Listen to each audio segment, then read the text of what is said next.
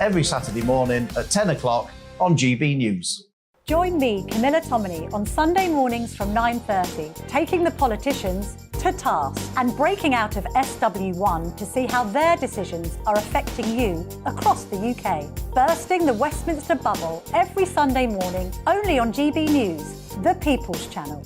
Britain's watching. GB News has its own late-night paper preview show, Headliners, where comedians take you through the next day's top news stories. You don't have to bother reading the newspaper, we've got it covered for you. Headliners, every night at 11 p.m. and repeated every morning at 5 a.m. We won't send you to sleep like some of the other paper review shows out there. GB News, the People's Channel, Britain's news channel. Join me, Nana Akue, Saturday and Sunday afternoons on GB News. Expect fiery debate and passionate discussion as me and my panel tackle some of the biggest topics hitting the headlines. It's a place for everyone's opinion.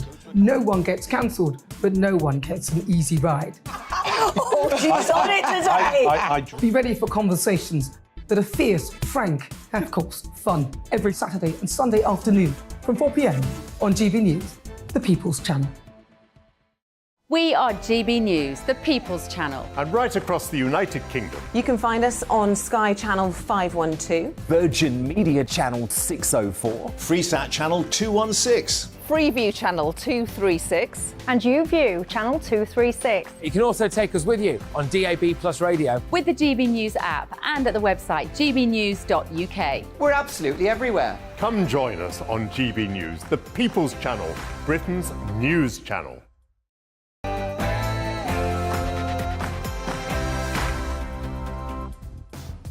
Good evening. No spin, no bias, no censorship. This is Dan Wootton Tonight with me, Dawn Neeson. And the trans double rapist who exposed the sick logic behind SNP's gender reform bill, Isla Bryson, or Adam Graham as you might know him, was today sentenced to 8 years in prison. So, following the despicable case of Bryson, who was initially sent to a female prison, should biological males be kept away from women's safe spaces?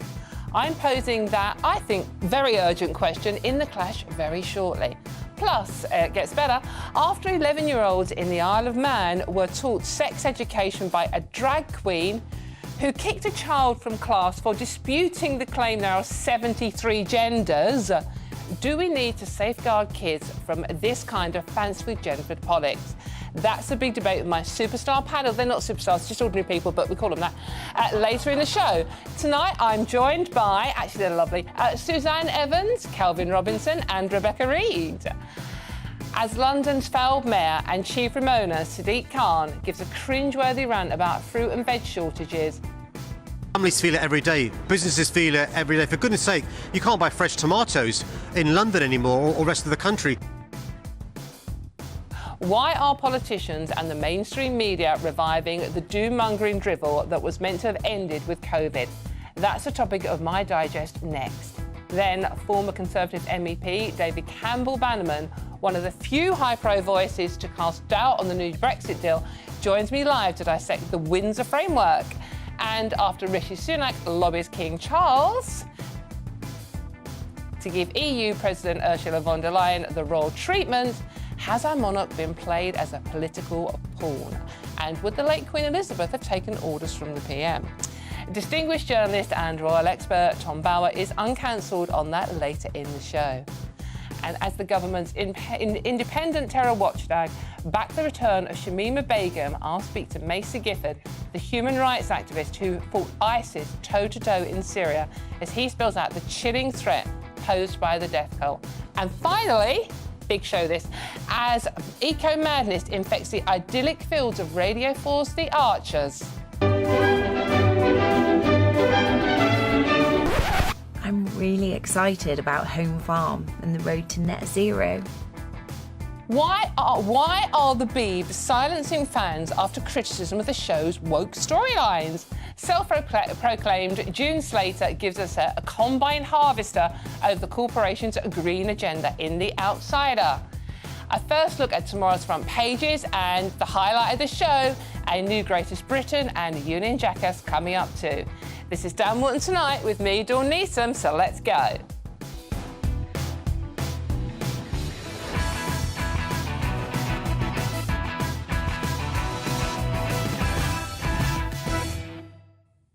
That's my digest coming up. But first, the news with the very lovely Polly Middlehurst.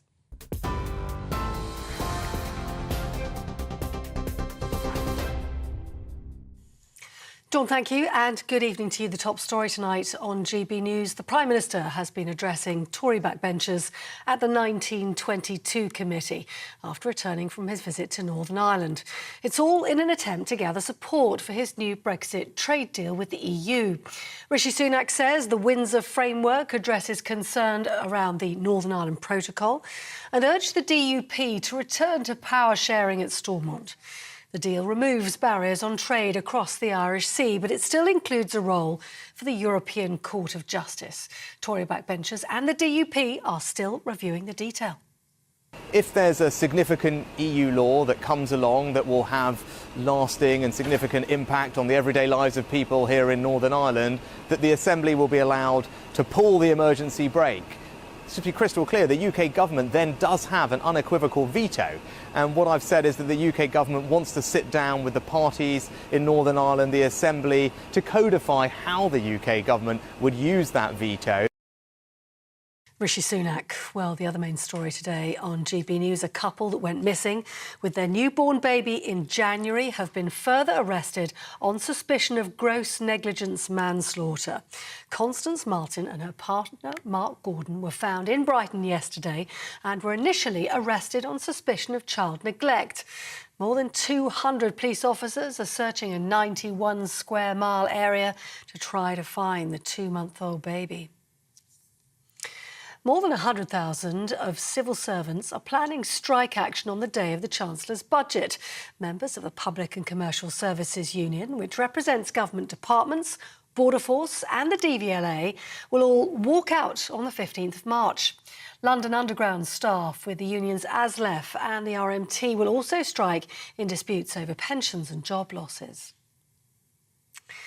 More than 40,000 Marks and Spencer staff are to get a pay rise from April. The hourly pay of customer assistant staff will rise from £10.20 to £10.90 an hour, taking their rate of pay above the national living wage. The move will cost the supermarket £57 million, but they're calling it their biggest ever investment in staff salaries. And finally, the last set of new stamps to feature Queen Elizabeth II's silhouette have been unveiled by Royal Mail. The 12 stamps mark the 100th anniversary of the steam locomotive, the Flying Scotsman. The late Queen's head has appeared on special stamps since 1968, but a silhouette of King Charles will now be phased in over the coming months. That's all from me. I'm back in an hour. Now more from Dawn.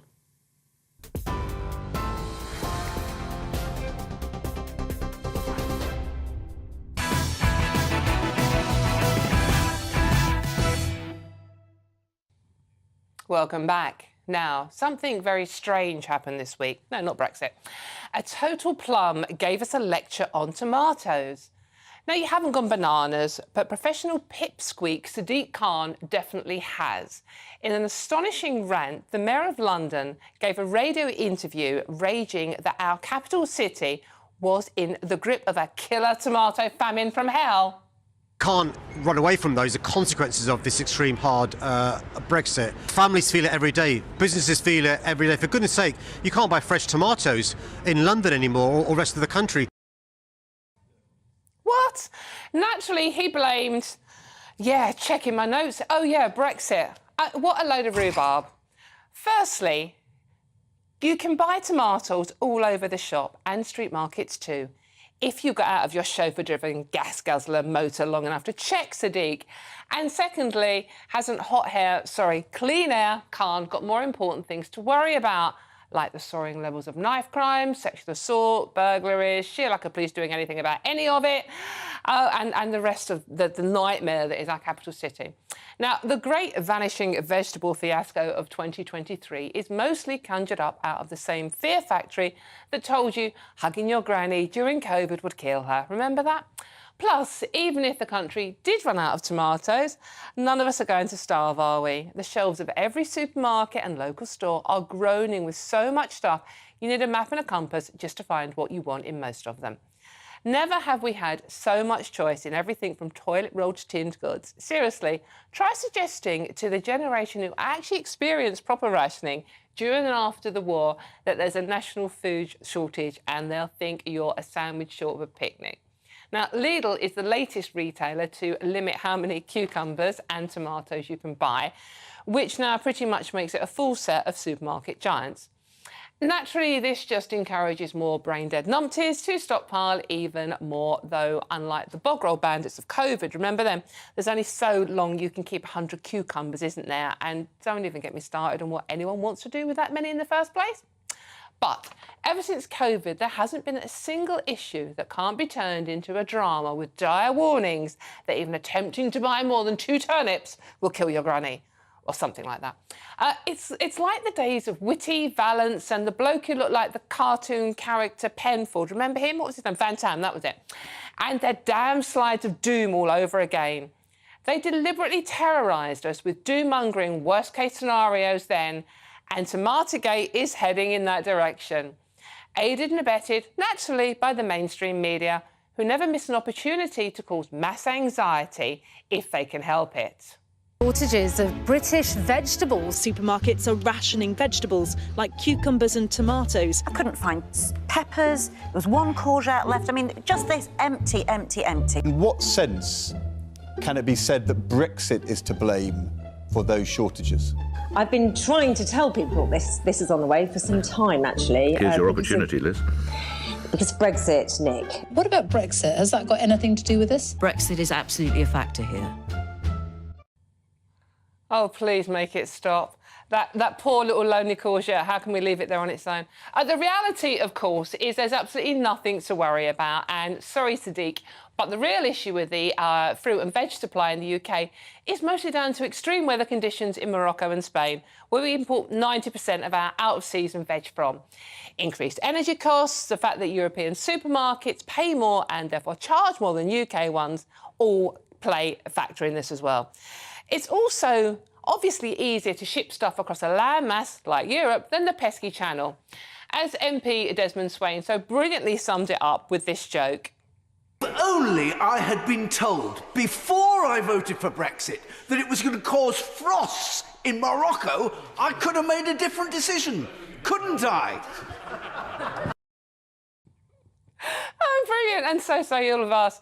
Now, all of this would be mildly amusing if it weren't for the fact that the deliberate and unnecessary anxiety instilled in the population during COVID has left us with a mental health crisis that will last decades. SAGE, the shockingly misnamed government advisory group, were a bunch of fear fetishists hooked on control.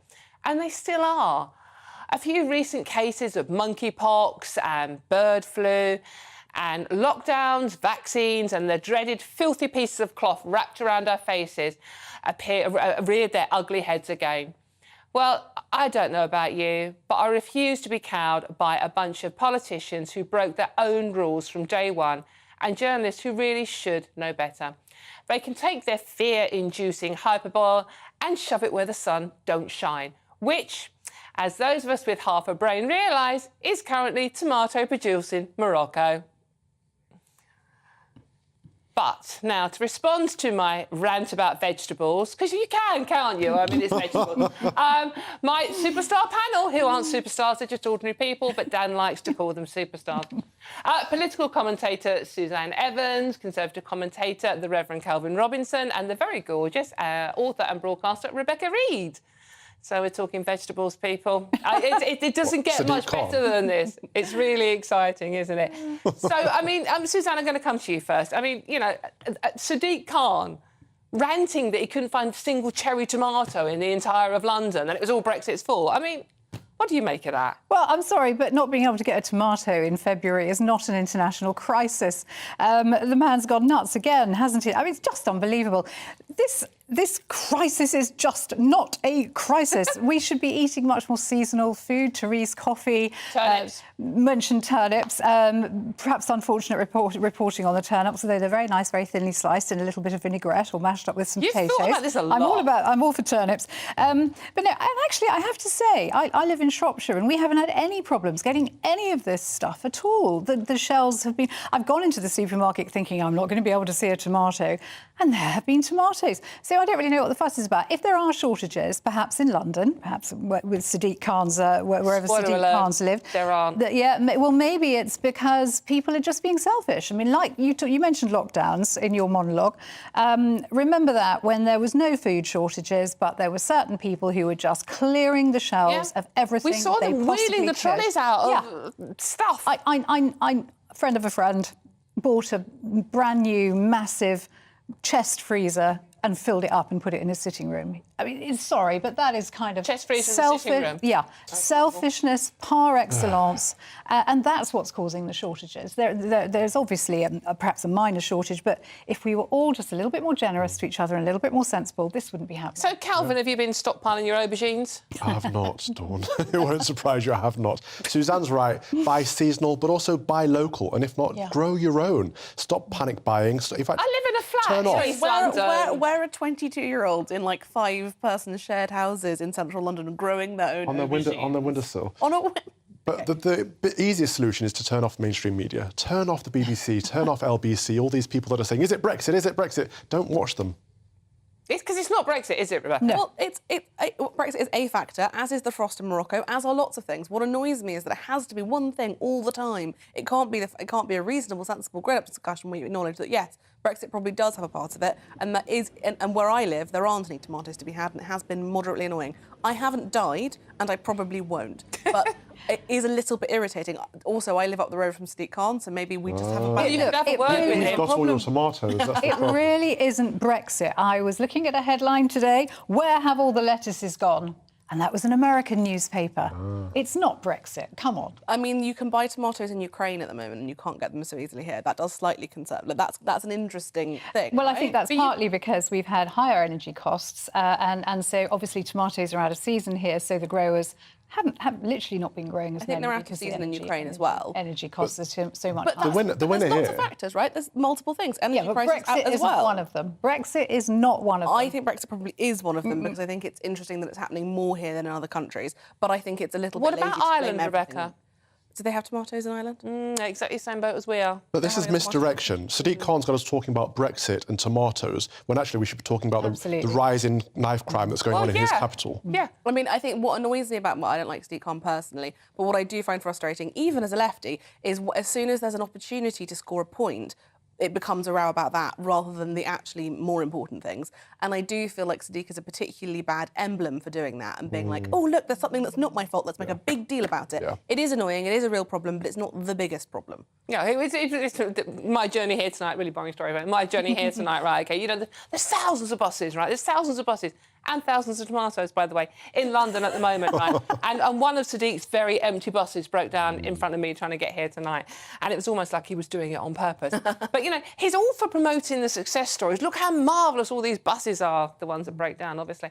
But when there's a real crisis, like you say, Calvin, like the knife crime epidemic, like the fact that sexual assaults are being reported and not being investigated. Well, I mean, the Met generally... There's nowhere to be seen. 50,000 Met police under investigation for sexual assaults and domestic abuse. Yeah. And it frustrates me that the conversations about tomatoes... I mean, I would like to be able to have both conversations calmly without having to be cross about either of... Well, no, I am cross about the sexual assault one. But I think what's frustrating is that I see on both sides people who don't care about the environment being like, eat local, it's good for the environment, and people who don't care about tomatoes being like, Brexit's ruined my life. How much of any of this do anybody actually care about? Let's be genuine in our conversation in it. It was very interesting talking to my mum today as well. Another boring story, sorry. But she was talking about she was brought up in the war years, proper rationing, and she's horrified now by going into a supermarket. She finds it difficult to cope with the amount of stuff there when she was brought up with, you know, for the first 15 years of her life, rationing. So it's like, for her, it's like, why are you worried about maybe only one crate of tomatoes being... First world problems, isn't it? We're spoiled, we're entitled. I talk about this a lot, but we're not... Most people can't cook. We are terrible for food waste. Environmentally... Have you been watching me, Rebecca? Sorry. Buy a bag of rocket and throw it away every week. I That's live my on hobby. Deliveroo. Okay, well, everyone needs to have a cooking class because it's important, and that would be a bit. I think we get reliant on easy access because we can't cook. I think you make a great point, Rebecca. I think food waste for me is much more serious problem than this. Yeah. I'm appalled by the amount of food that we waste in this country. Yeah. Partly, as you say, because people are not taught to cook anymore. Bring back cookery in schools, that's what I say. Yes.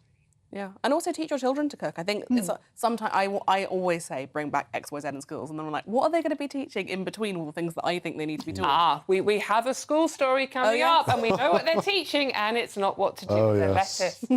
Right, still to come, I'll talk to former MEP Campbell Bannerman about the possible risks of Rishi Sunak's Brexit deal. But up next in The Clash, as the trans double rapist Isla Bryson is sentenced to 8 years in prison, should biological males be kept away from women's faces? Glasgow spokesperson for the Scottish feminist network, Julie Marshall, goes head-to-head with trans right activist Frida Wallace. But let us know what you think. Email at dan@gbnews.uk or tweet us using the handle @gbnews. There's also a poll up there that you can vote in right now.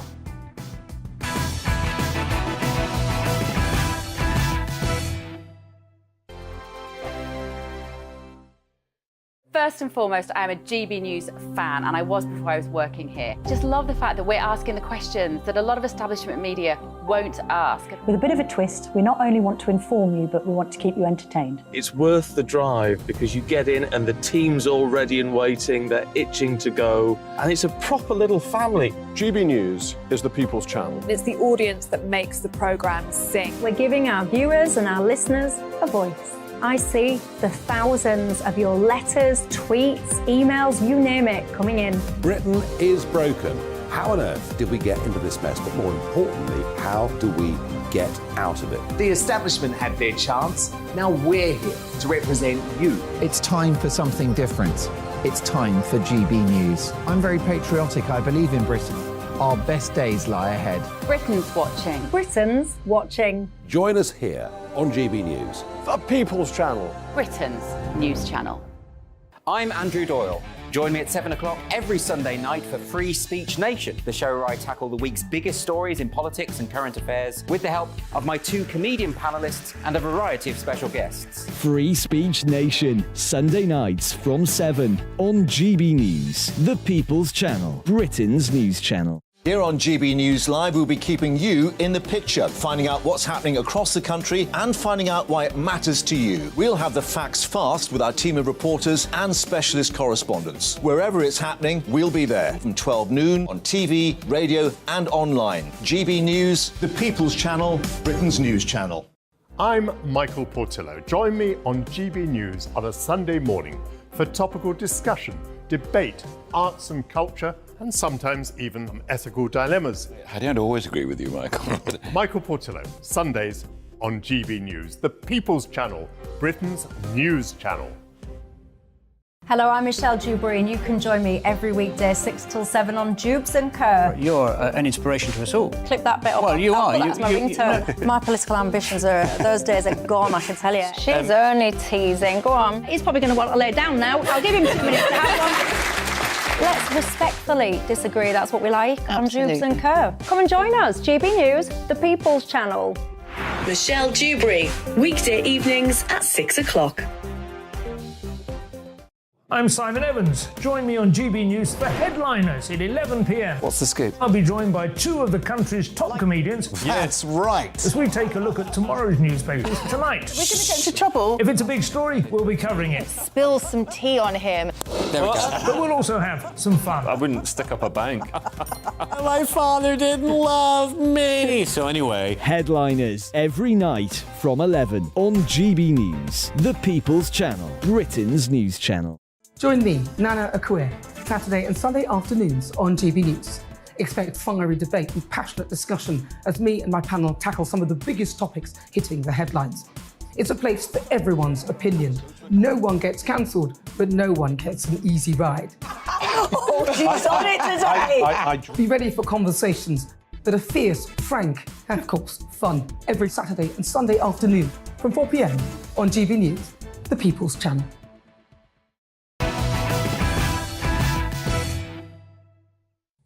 Welcome back. Time now for The Clash. The trans double rapist Isla Bryson was sentenced to 8 years in prison at the High Court in Scotland this morning. Bryson, a biological male, previously known as Adam Graham, exposed the dangers of Nicola Sturgeon's sick gender reform bill after being initially sent to an all-women's prison.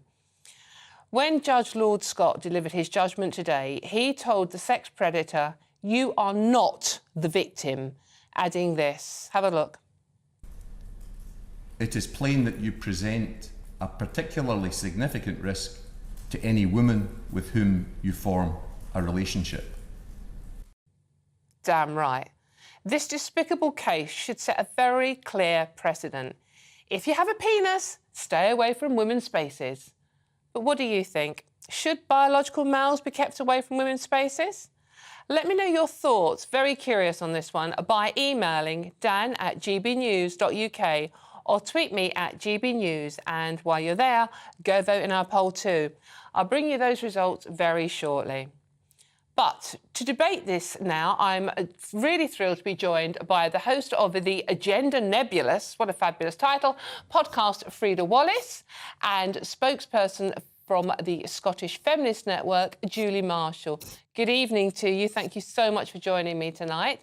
Hi. So what do we make, first of all, of what has happened today? Let's come to you first, Frida.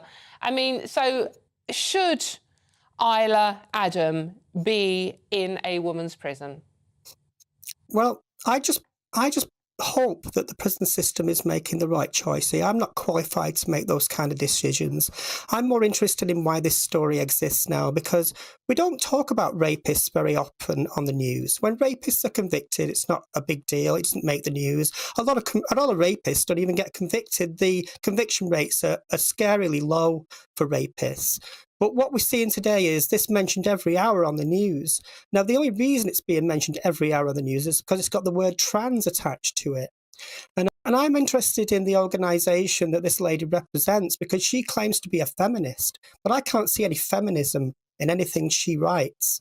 All I can see is an obsession with trans women, and I'd like to put that to her, that why is she only interested in trans women? She was a feminist. She's really looking the wrong way on problems for women in this country. Julie, are you transphobic or are you a feminist, or are they mutually compatible? How would you describe yourself? How would you answer that? Well, I think my concern is mainly for the women in prison who I have actually spoken to, who have actually had spent time in prison with a trans-identified man. And this was a few years ago, and after speaking to those women, I've been at the forefront of many protests against having any men within the female estate. So, I mean, your stance on this is straight down the line that, if you have a penis, you should not be in a woman's safe space, whether that be a female prison, a changing room, a swimming pool changing room. Is that your take on this? Most definitely, yes. And why do you feel like that?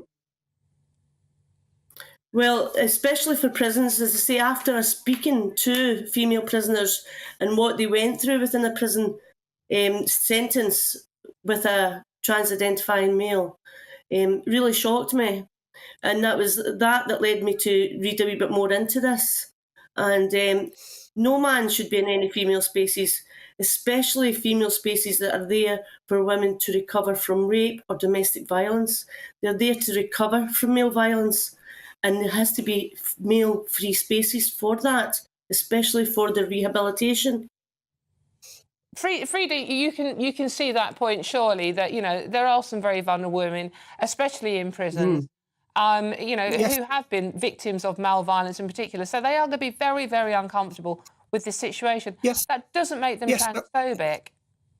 Yeah, Dawn, I can totally appreciate that. There are very vulnerable women out there. I work with them all the time. I work for the LGBT Foundation in Manchester. We work with homeless women. We work with drug and alcohol dependent women. We work with women that are escaping domestic violence, and none of those women ever mention trans issues to me. What they mention is systemic misogyny, the kind of systemic misogyny that allows police officers to rape people. That's what they tell me. And this lady is looking the wrong way. Her organisation is called the Scottish Feminist Network, but the basic tenets of feminism are working to increase equality, human choice, eliminating gender stratification, ending sexual violence, promoting sexual freedom. This is regressive, what this lady stands for. Now, in prisons, there are definitely different rules about how safeguarding takes place. But in the public arena, I use women's spaces. I have cis women friends who support me.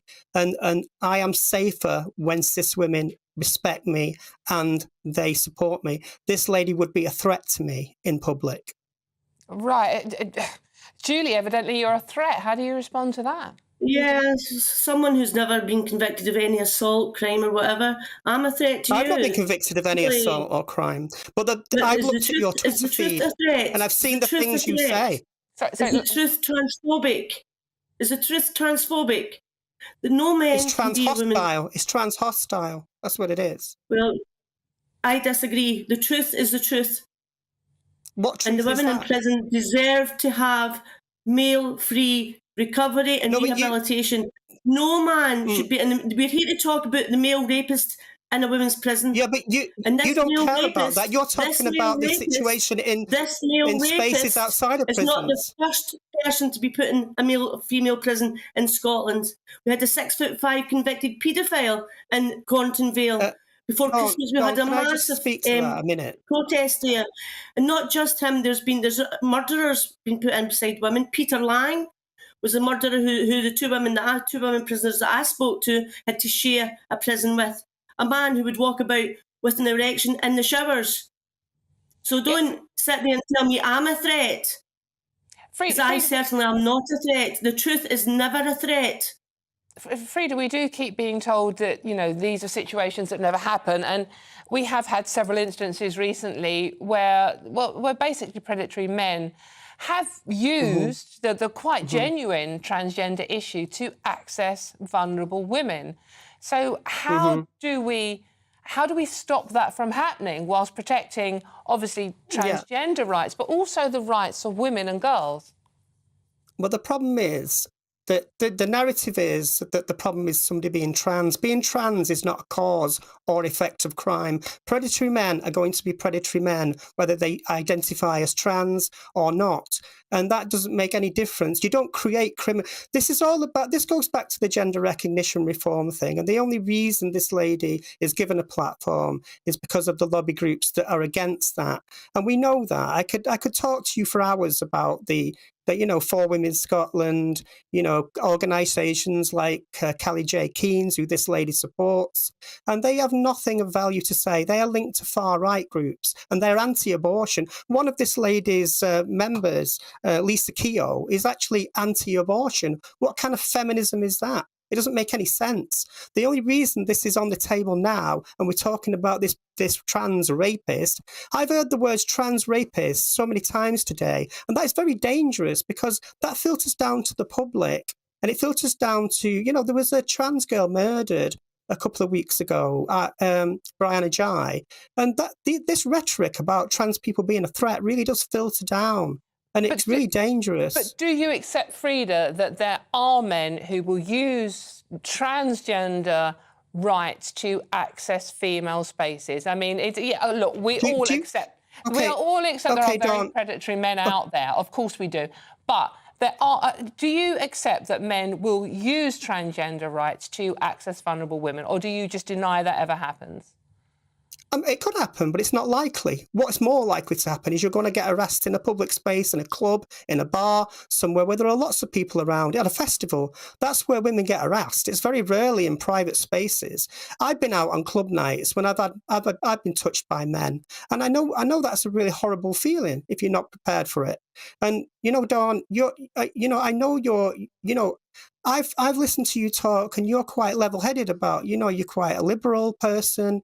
You accept that there are lots of ways of looking at this. But the problem I have is if you weaponize the idea of trans people being a threat, then it becomes that all trans people are a threat. And then we have to justify our existence. We have to say, well, we're trans, and then we have to assimilate ourselves in society. I'm just who I am. It doesn't matter if I identify as male, female or not. People just treat me as they find me, and I don't expect any preferential treatment. But because of who I could talk to you both all night. Julie, just one final word to you. What would you like to say, sum up your case here? Yes, I mean, this far-right rhetoric is absolute nonsense. I'm just a wee woman for a Scottish scheme. And as far as Lisa Keogh is concerned, Lisa's got every right to say she doesn't agree with abortion. I disagree with her completely, as do many women. But it doesn't mean she doesn't have a voice. All women have a voice, whether we agree with each other or not. Now, abortion is something that I wholeheartedly agree with, and I'm certainly not against. You know who agrees with you? Calvin Robinson. I don't care who agrees with me. I do not agree with abortion. Unfortunately, ladies, unfortunately, talking about having a voice, we have to go. We've run out of time. Thank you. I could talk to you both all night. That was the host of the Gender Nebulous podcast, Frida Wallace, and spokesperson from the Scottish Feminist Network, Julie Marshall. Thank you both so much for joining us. But who do you agree with? Should biological males be kept away from women's spaces? Eddie on Twitter says, yes, the very fact we have to ask this shows how far society has fallen. Meanwhile, Joyce on Twitter says, if they have transitioned to being a woman, then I don't see a problem. Meanwhile, Sean also on Twitter says, without doubt, biological men have no right to go anywhere near women's spaces. End of. And your verdict is now in. An overwhelming 98% of you agree that biological men should not be allowed in women's spaces, while 2% of you say they should. Coming up, self-proclaimed chief gammon June Slater joins me to discuss the BBC's long-running radio soap, The Archers. But first, I asked the chairman of the Conservative Democratic Organisation, David Campbell-Bannerman, if yesterday's landmark Brexit deal actually hands power back to the EU. That's coming up next.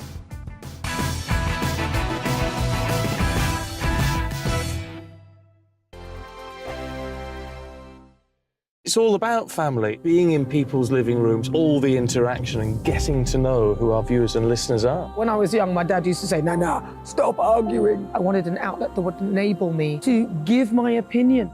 People are going through a really hard time right now, and I know that you don't feel like you're being listened to by the establishment. I came to GB News because it's the People's Channel, and I want the audience to have their say on the events of the day. We're dynamic. We do something different. Democracy shows that the wisdom of the nation is in its people. I get to travel to find out what the story is from a personal perspective. The British people aren't fools. We know when we're not being told the full story. We've got to work out how Britain moves forward from this. It's the best country in the world. The establishment had their chance. Now we're here to represent your views. Britain's watching. Britain's watching. Britain's watching.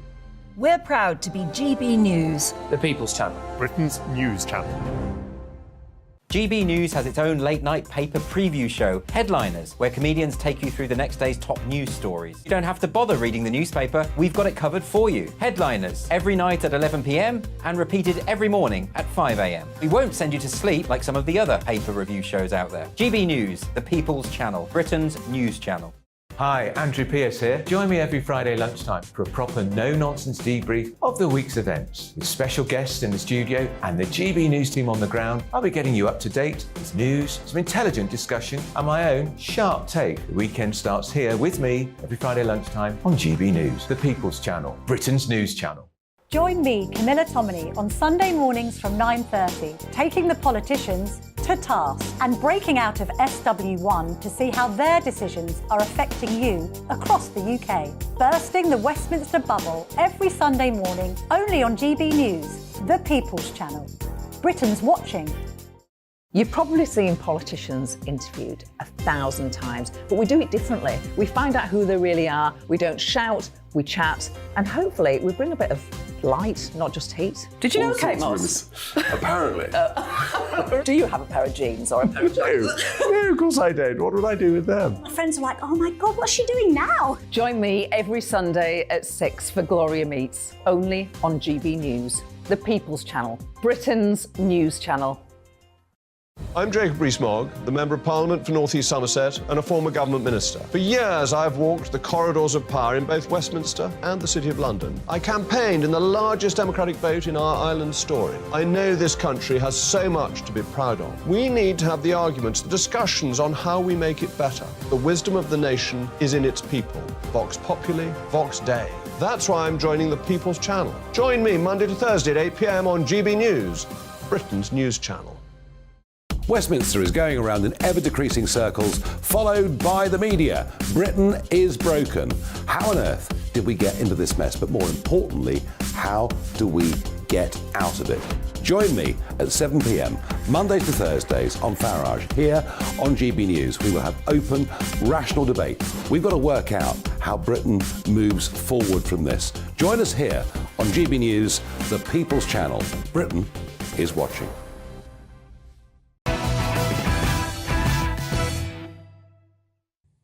Welcome back. Hope you've got a nice cuppa in front of you because you're going to need it. Rishi Sunak has signalled to Northern Ireland's DUP that it's take it or leave it over his protocol deal and not to expect further negotiations.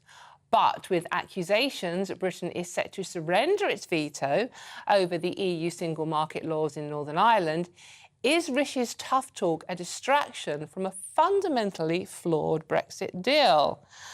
Joining me now to explain something I'm still struggling to get my head around, if I'm honest, is former MEP and chairman of the Conservative Democratic Organisation, David Campbell-Bannerman. Hello, David. Thank you so much for joining me tonight. Right, OK. I have been immersed in this now for, like everybody, for 24 hours solid. Still pretty clueless, to be honest. So, how much risk is there in Rishi's deal? It sounded quite positive to me, but you obviously think different? Well, I think there's been some great strides forward in terms of the EU's given ground in a whole number of areas. The green lanes, the red lanes, the VAT excise duties, but there's quite a lot of caveats in all of this, and I think, like you know, there's a lot of reading to be done. It's better done by lawyers. What I find with lawyers is we can all read text directly, but lawyers say, this bit of text contradicts that bit of text right over there, and that's what you need lawyers for, to look at the whole kind of universality of the deal, because there's so many papers involved. But it is a stride forward. It is positive. A lot of hard work's gone into it. I accept that. But does EU law still apply? And does the ECJ still apply? Does it? Well, various lawyers, we've had Stephen Barrett tonight, Spectator, come out to say, yes, it does. We're still being hocked to the EU as it comes to laws. And that's worrying. Northern Ireland is in the customs union for goods, still in the single market for goods, not services, etc. And we don't want to leave Northern Ireland behind. I was involved in the peace process. I know how important Northern Ireland is. And there is a risk. They've had 300 laws in Northern Ireland from the EU since we left, since the rest of UK, the GP, left the European Union. And we don't want to leave Northern Ireland behind, and we don't want increasing diversification between one part of the United Kingdom and another part. Well, that's the thing. I mean, the clues in the title is United Kingdom. So basically, Belfast should be treated exactly the same way as Bristol is, for example. But that doesn't seem to be the case. And I heard Rishi this morning saying, defending, obviously, is going to do that, the deal, saying that, you know, Northern Ireland has basically never had it so good. They've got the best of both worlds because they've got the EU thing going on, but also the United Kingdom thing going on, which got me thinking, well, hold on a minute, didn't we all have that before Brexit? I mean, what did you make of what he said today? Well, I know that's said a lot in Northern Ireland. I've heard it from businessmen I know in Northern Ireland about the best of both worlds or whatever. I don't think that's the experience of non-business people in Northern Ireland, you know, those consumers who are not getting the same kind of goods now that they would get in the rest of the UK. And I think it does go quite a bit forward towards sorting that, you know, the commonality of goods on supermarket shelves, etc., has been mentioned. So that's welcome.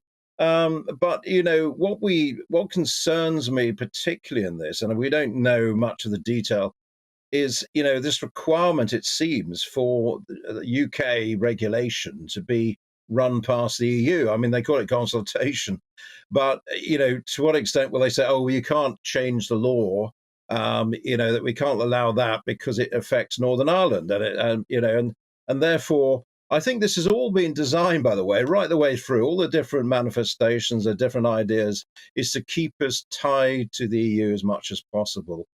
And that's not the way to go. You know, we want to join the largest trade deal in the world. It's not the EU, it's the Trans-Pacific Partnership, the CPTPP as it's known. You know, and trade right around Asia, for example. We want a trade deal with the USA. And there are a lot of questions here which are very technical about SBS, for example, so, you know, for phytosanitary measures on plants and animals, which actually are very important to trade deals and could tie our hands when it comes to doing other trade deals around the world, and we don't want that. So do you think this is basically edging closer to rejoining in some way, shape or form the EU? Well, I wouldn't say it takes us closer. What I would say that it sort of keeps us in, you know, it keeps us in with the EU law, keeps us in with ECJ. And unless we get some specific sort of reassurance on that, and obviously you have the ERG, I'm an honorary member of European Research Group. And of course they, you know, I can't speak for them, but they have their star chamber of top lawyers like Sir Bill Cash looking at this. DUP lawyers are looking at it with great depth, obviously. So I think we have to wait to see their legal verdict and to decide on that, because there are a lot of, we've had the spin, but you wouldn't actually buy a house just on the basis of a sales brochure. You would have to look at the legal contract, and that's basically the stage we're in at the moment. Yeah, so you're not quite popping the English sparkling wine yet, or even the French champagne, obviously. The devil is very much in this detail. We want the French champagne in Northern Ireland as well, and English champagne without lots of checks and hold-ups. But no, I mean, seriously, when you take things like the Green Lane, which is a great development, you know, I wrote 3 papers under the May government on sorting the border issue out, and they told me in no uncertain terms it was impossible to have these checks, like sort of green and red lane checks. You know, so we've actually advanced enormously since then. But you know, the point is, you know, you still have like 21 items that can be checked for in the green lanes, not 80 as now, but 21. And so there are questions about, well, how much is this still tied up with EU law? The trusted trader scheme, which is used like America and the Canadian border and elsewhere in Europe, allows, you know, Guinness lorries or Kerrygold or whatever it is to move freely back and forward, because you know what they're about. They're reputable companies, reputable drivers. Yeah. So it does involve, again, a bit of paperwork and red tape, those green lanes. So again, it does come down to the detail. I think all of us have to wait to see what the legal verdict is before we can have a final, 119 pages of it. But I do like that analogy of green lanes being tied up in red tape. That just about sums it up, doesn't it? Well, thank you so much for joining us. That was former MEP and chairman of Conservative Democratic Organisation, David Campbell-Bannerman. Thank you so much for joining us tonight. Right, coming up, as A&E waiting times are linked to an incredible 23,000 deaths. Tonight's panel debate if doctors have a moral duty to call off their upcoming strikes. That and the first of tomorrow's front pages just after 10 o'clock. Also, self-proclaimed Chief Gammon, I love this lady, June Slater hits back at the BBC as Radio 4's The Archer fans claim they've been cancelled from criticising their woke storyline. You don't want to miss her, and that's right after the break.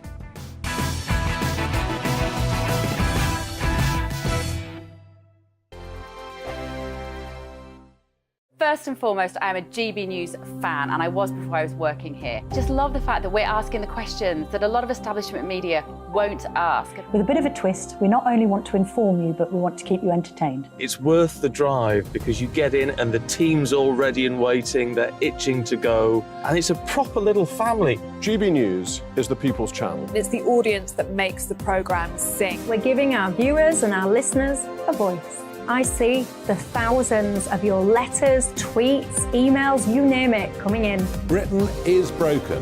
How on earth did we get into this mess? But more importantly, how do we get out of it? The establishment had their chance. Now we're here to represent you. It's time for something different. It's time for GB News. I'm very patriotic. I believe in Britain.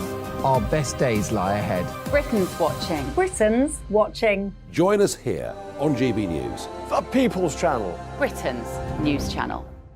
Hi, Andrew Pierce here. Join me every Friday lunchtime for a proper no-nonsense debrief of the week's events. With special guests in the studio and the GB News team on the ground, I'll be getting you up to date with news, some intelligent discussion and my own sharp take. The weekend starts here with me every Friday lunchtime on GB News, the People's Channel, Britain's news channel. I'm Michael Portillo. Join me on GB News on a Sunday morning for topical discussion, debate, arts and culture, and sometimes even some ethical dilemmas. I don't always agree with you, Michael. Michael Portillo, Sundays on GB News, the People's Channel, Britain's news channel.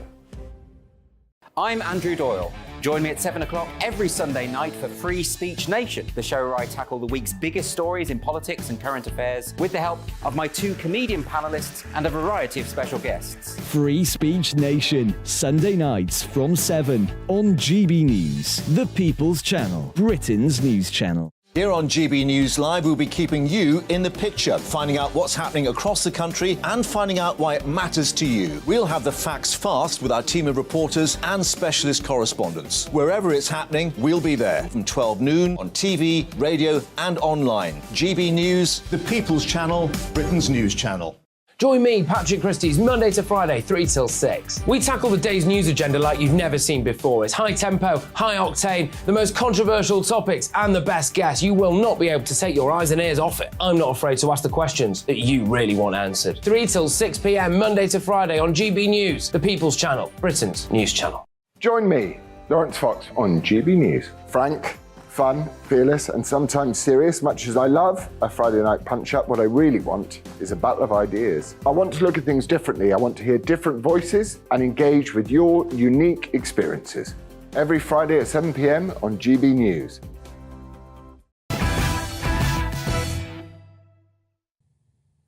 Welcome back. Now, June Slater is tonight's outsider. Now, the BBC have banned fans of the hit rural drama The Archers from posting on the show's Facebook page after audiences criticised its woke storylines. They include moments like this.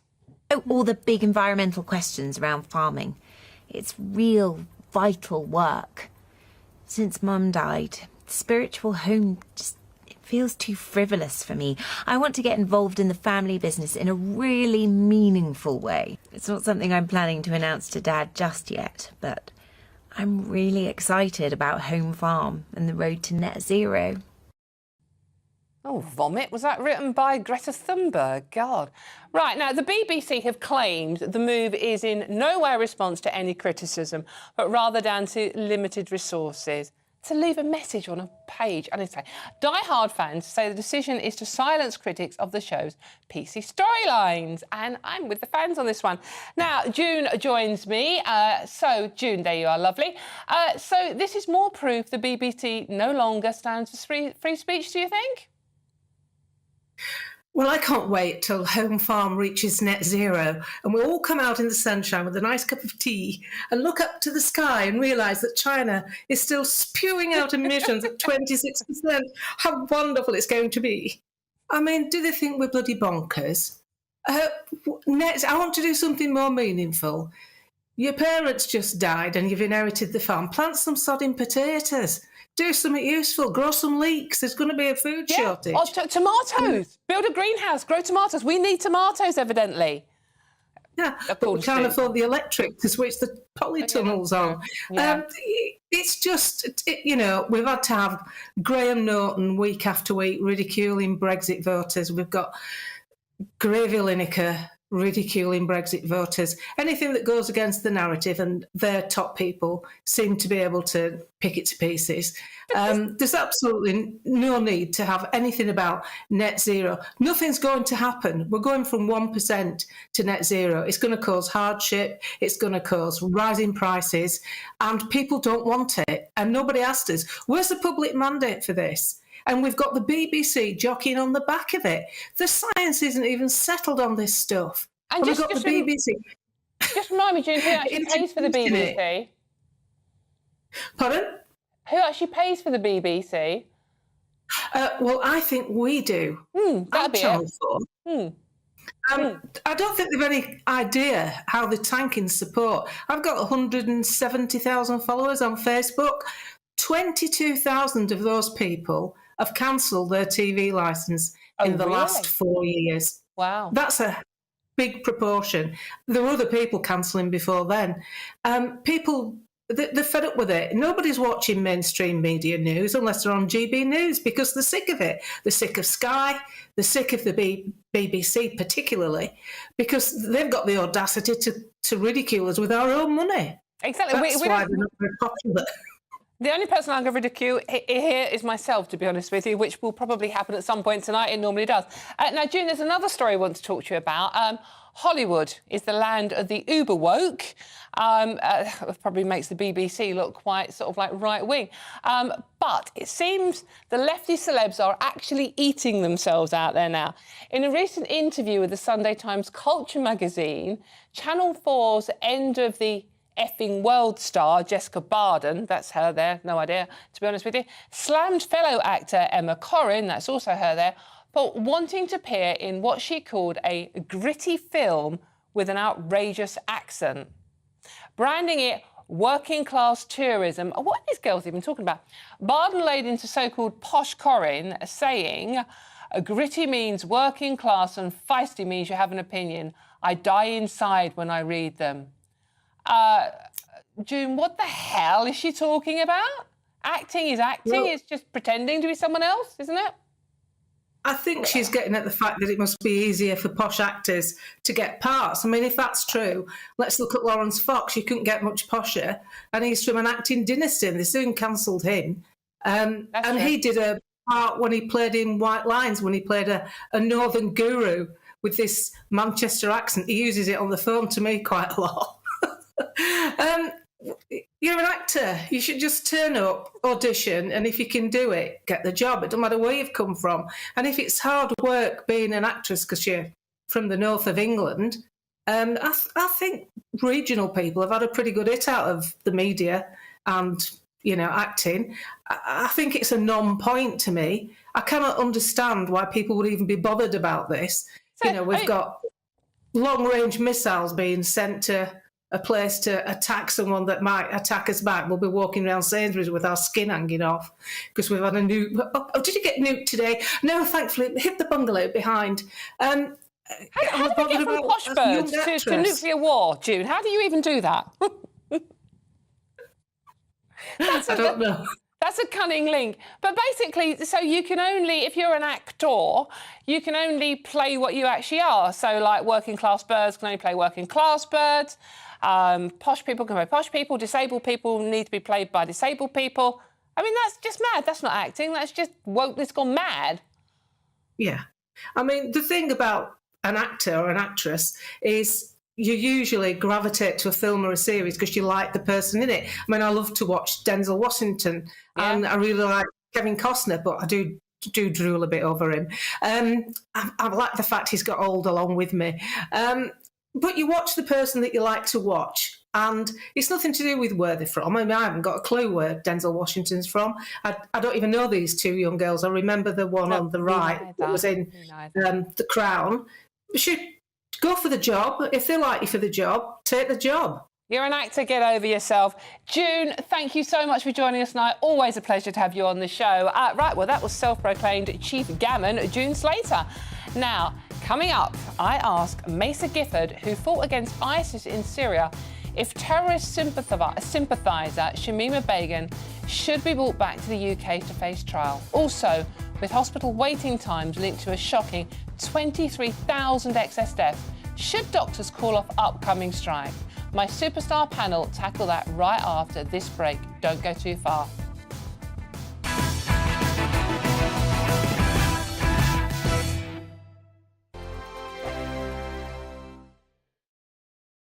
You've probably seen politicians interviewed 1,000 times, but we do it differently. We find out who they really are, we don't shout, we chat, and hopefully we bring a bit of light, not just heat. Did you know Kate Moss? Apparently.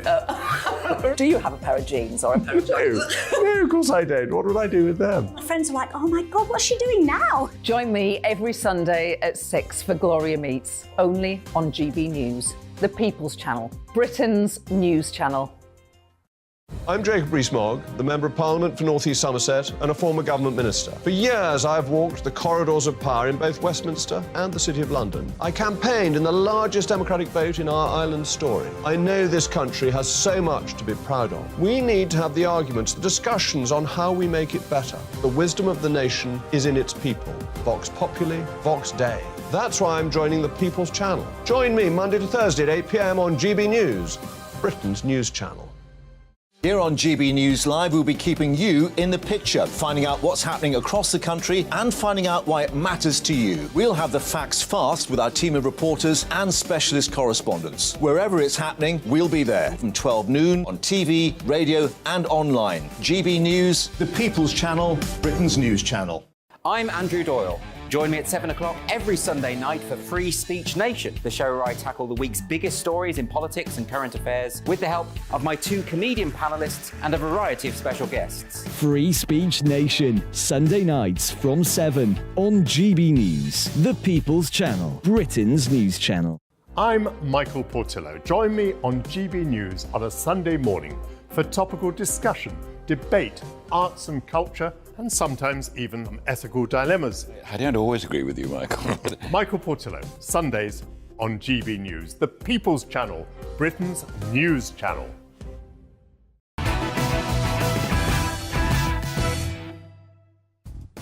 Good evening, it's 10 p.m. I'm Dawn Neeson. Now, tonight, a school suspends sex education after a drag queen kicked a child from class for disputing the claim there are 73 genders. So is it enough to teach children that there are only 2 genders? My panel are fairly riled about this one and ready to get stuck into that one in the next hour. Suzanne Evans, Calvin Robinson and Rebecca Reid are the brilliant team I have with me tonight. Thank the Lord for that. And as it's warned, the camp holding Shamima Begum could become Britain's Guantanamo. One man who fought ISIS toe-to-toe in Syria weighs in on whether the terrorist runaway should be brought back to the UK for trial. You don't want to miss Mesa Gifford, who really has been there and knows exactly what's going on. He'll join me live from the Ukraine. Plus, has King Charles once again shows his activist hand by meeting with Ursula von der Leyen during Brexit talks in Windsor? Or was he being unfairly used as a political pawn? Royal author Tom Bower is judge and jury on yesterday's extraordinary intervention.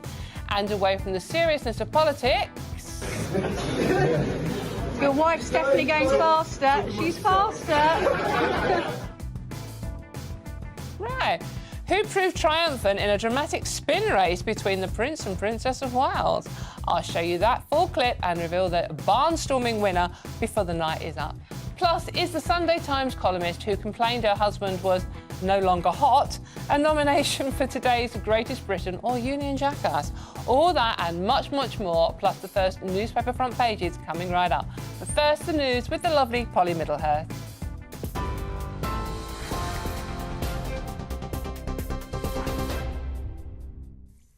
Dawn, thank you. Good evening to you. The top story on GB News tonight. The Prime Minister has been addressing Tory backbenchers at the 1922 committee after returning from his visit to Northern Ireland.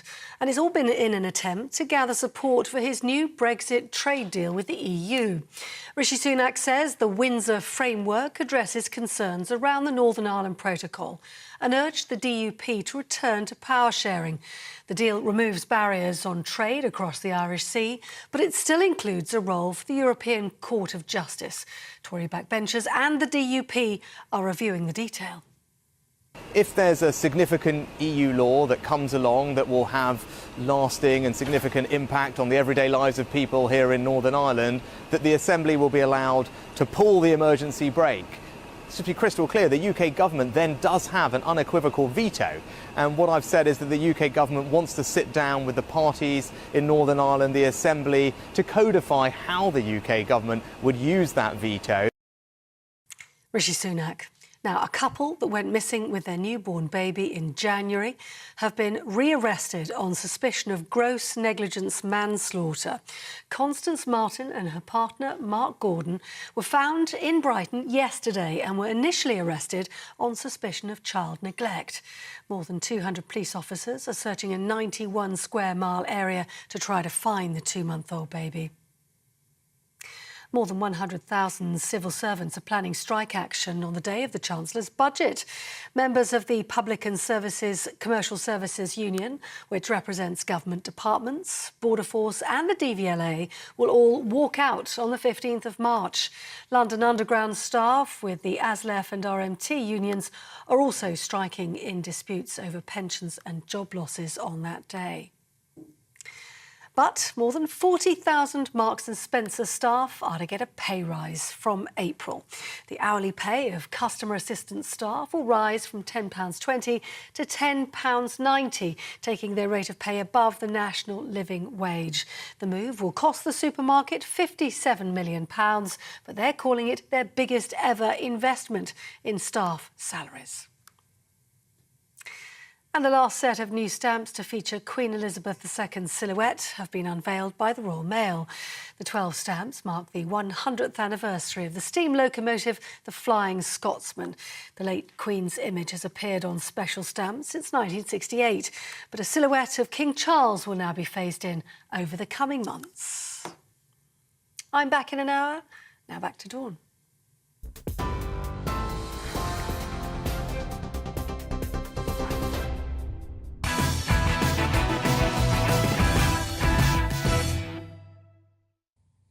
Thank you, Polly. Tomorrow's news tonight now in our Media Buzz. Let's kick off with the very first look at the front pages hot off the press. The Eye leads on Sunak gambling his political career on defying Brexit deal critics as he pushes through the plans even without DUP support. The PM is apparently ready to face down unions and hardline Brexiteers. In the Metro, the ex-wife of trans double rapist Isla Bryson says he should rot in a male prison after being sentenced to 8 years jail time earlier today. Now, my panel are back with me. I'm thrilled to say political commentator Suzanne Evans, Conservative commentator the Reverend Calvin Robinson, and the author and broadcaster Rebecca Reid. Thank you for coming back and having a lovely time in the green room, eating sweets and biscuits, which is what they do out there, by the way. Don't give the secrets away. No, there's no secrets away. Secrets, right, now, excess... Bring one in next time. Now, excess deaths have been spiralling over the past year, with more than 30,000 people dying before their time, with nobody able to explain why. However, in a damning revelation, around 23,000 of them have now been linked to gruelingly long waits in hospital A&E departments. The Royal College of Emergency Medicine tracked waits of more than 12 hours in A&Es across England from the time patients arrived to when they were given a bed. The grim study found 1.6 million patients waited more than 12 hours last year, up from 1 million the year before, with an estimated 23,000 people dying as a result of their A&E nightmare. Staggeringly, the organisation also claims the number of patients that came to harm from A&E delays is in fact radically underrepresented, because the NHS counts waits from a decision to admit rather than arrival. So, with junior doctors striking for 72 hours next month, many from A&E departments, do they have a duty to call off the walkout? An incredibly serious subject here. People are dying because of the situation in A&E. Surely the last thing we need is doctors going out on strike. Rebecca? I'm torn because I am really sympathetic. I've had situations where I've been on the brink of whether or not to go to A&E with my baby and been like, I just think actually 6 hours waiting to be seen is worse than staying at home. And I've had friends who've had to wait 4 or 5 hours for an ambulance for a newborn. That's scary stuff. But in the same token, I do fundamentally believe in the right to strike. And I think the problem is we've because the doctors were acting from a place of sort of panic and working at a higher level than ever really should have been expected during the pandemic, we've sort of just got used to the idea that they will run themselves into the ground to keep doing their job. But it is a job. These people are not saints, they're not heroes, they're people with jobs who want to be fairly remunerated for it, and they're very highly educated, very highly skilled. There are not a lot of other professions where we expect people with that level of skill and intellect to work for so little, and I can understand why they want to strike, honestly. But surely, Calvin, I mean, they're striking for more money. How is more money going to help solve the situation where people are dying for want of care in A&E? Well, indeed. I don't think people in care professions should be allowed to strike. I don't think it is a right. I think it's actually quite negligent. I also don't agree that doctors were working themselves into the ground over COVID. I think a lot of them worked from home remotely and haven't returned to the office since.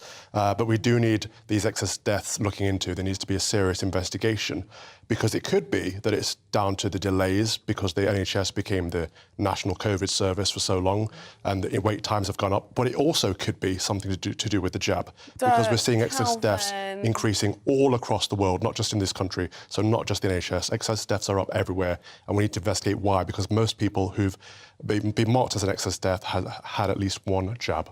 But that's just statistically because so many people had the jab. But is it not worth looking into? That's like saying the majority of people who died last year have been in a car. No, I'm asking a They question, have but been you're in making a an car. assumption. That's the danger right there, because people just make assumptions that these things are safe and effective and fine. I'm saying we need to look into it. It's serious because people are dying. Quite interesting, isn't it? You know, the government was all for pushing this line that if you had a positive COVID test and died within 28 days, you died of COVID. But nobody's saying that about other issues, such as the vaccine, and I must admit my personal jury is out on that.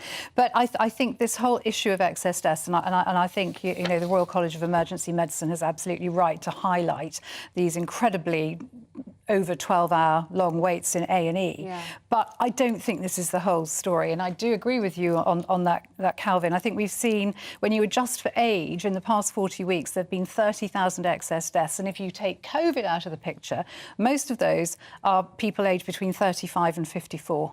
And I think this is something the government should be looking at as a matter of urgency, and it isn't. Whatever you think is causing it, it should be investigated, and it quite clearly isn't being. Rebecca, surely that's the point. I mean, we need to look at what is causing these figures, even if, you know, you go down, it's conspiracy theory. I mean, it feels like a conspiracy theory to me a lot. I wish that I had more time to go and research what I've just heard so that I could... instinctively, I feel like I know that that's not what's happening. I just don't have the numbers in front of me to be able to do that. But yes, probably it would be, in order to be able to stop people like my learned colleague saying things like it might be the jab, it would be good to have a completely objective body who can do the research and debunk that, because I know, I just hang on a minute, why? That's not true. Because as I say, I don't know. I really don't know about this, but you're saying let's have an objective body to debunk it. That's like trying to make the facts fit the story. What we need is an objective, independent body to investigate this. And and reach a truthful conclusion, not to debunk. I feel like I know what it will be. But that's the problem right there, because I'm asking a question, you're making an assumption. You're saying, I instinctively know. That's cultish behaviour. Right. That's a belief. That's not knowledge. That's a belief. You have faith in this vaccine so much because you've been sold it so hard that you can't even raise the question that it might be harmful. That's absolutely. I mean, obviously, there is a huge discussion to be had there. But coming back to the strikes, I mean, doctors take a Hippocratic oath, don't they? No. To do no harm, but actually that's not true, is it? It's a thing that we all think is true, but isn't they don't actually it's on take TV, that but it's not in real life. I got caught out by exactly the same annoying right person. Apparently, right. Okay. So what happens now then? Why don't they take that? I mean, it's part of the understanding of their training that they're supposed to do no harm, but they don't actually do a harm. No. But I mean, it's part of their training that their duty is to save lives. Right. Yeah. But I go back to the same point every time we talk about this. If we all said we're not paying them at all anymore, everybody would agree that they shouldn't have to work for free. So this is just a sliding scale of how much you think they should work for. Everybody accepts they deserve to be paid. This is just a question mark about how much they should be paid and to what extent they should be able to complain if they're not being paid fairly. So if they get the what they're actually even asking for, 15-20%, I've lost the plot with what they're asking for these days.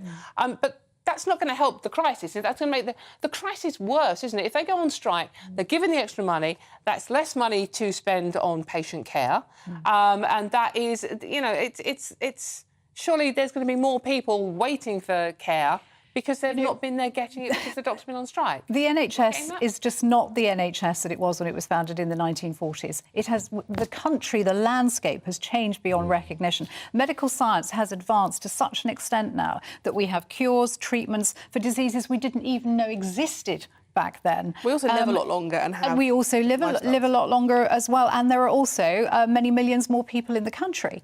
So the NHS really is not the same body, or shouldn't be the same body that it was. And somebody, again, we need a royal commission to look into this and decide how is the NHS going to be fit for purpose for the 21st century. And again, no politician is prepared to grasp that mettle because the NHS is a political football, and all the Labour Party does, all the Conservative Party does is say, I'm going to give it more money than you, I'm going to treat doctors better than you, and you get this endless, constant Punch and Judy show, and meanwhile the NHS, nothing is done about it, it just gets worse and worse. But I think part of the problem is that we're all very frightened of some of the alternatives, and we've all seen things that happen to people in America. Like, it's a literal narrative in people's lives. Their lives are ruined by... Why do we always have to compare it to America? We don't have to have healthcare systems all across the world.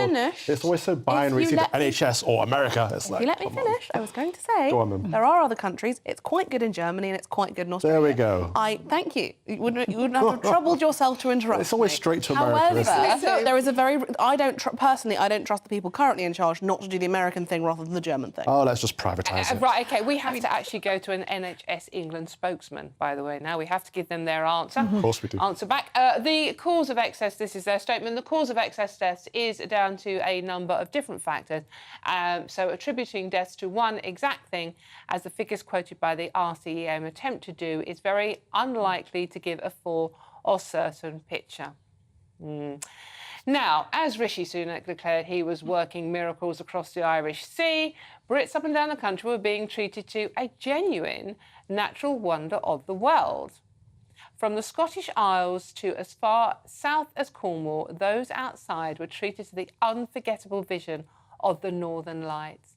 And one EasyJet pilot flying from Iceland to Manchester ensured his passengers didn't miss out, making a 360-degree turn over the North Sea so that everyone could catch a glimpse.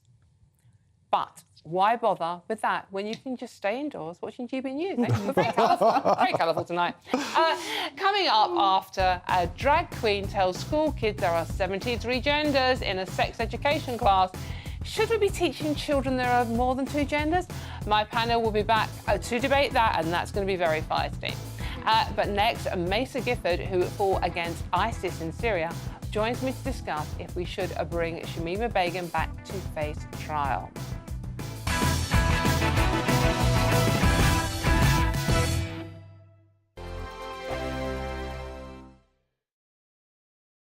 First and foremost, I'm a GB News fan, and I was before I was working here. Just love the fact that we're asking the questions that a lot of establishment media won't ask. With a bit of a twist, we not only want to inform you, but we want to keep you entertained. It's worth the drive because you get in and the team's all ready and waiting, they're itching to go, and it's a proper little family. GB News is the People's Channel. It's the audience that makes the programme sing. We're giving our viewers and our listeners a voice. I see the thousands of your letters, tweets, emails, you name it, coming in. Britain is broken. How on earth did we get into this mess? But more importantly, how do we get out of it? The establishment had their chance. Now we're here to represent you. It's time for something different. It's time for GB News. I'm very patriotic. I believe in Britain. Our best days lie ahead. Britain's watching. Britain's watching. Join us here on GB News. The People's Channel. Britain's news channel. I'm Andrew Doyle. Join me at 7 o'clock every Sunday night for Free Speech Nation, the show where I tackle the week's biggest stories in politics and current affairs with the help of my two comedian panellists and a variety of special guests. Free Speech Nation, Sunday nights from 7 on GB News, the People's Channel, Britain's news channel. Here on GB News Live, we'll be keeping you in the picture, finding out what's happening across the country and finding out why it matters to you. We'll have the facts fast with our team of reporters and specialist correspondents. Wherever it's happening, we'll be there from 12 noon on TV, radio and online. GB News, the People's Channel, Britain's news channel. I'm Michael Portillo. Join me on GB News on a Sunday morning for topical discussion, debate, arts and culture, and sometimes even ethical dilemmas. I don't always agree with you, Michael. Michael Portillo, Sundays on GB News, the People's Channel, Britain's news channel.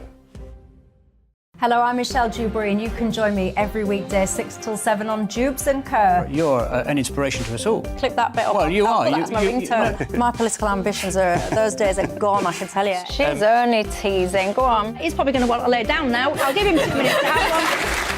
Let's respectfully disagree. That's what we like on Jubes and Kerr. Come and join us. GB News, the People's Channel. Michelle Dewberry, weekday evenings at 6 o'clock.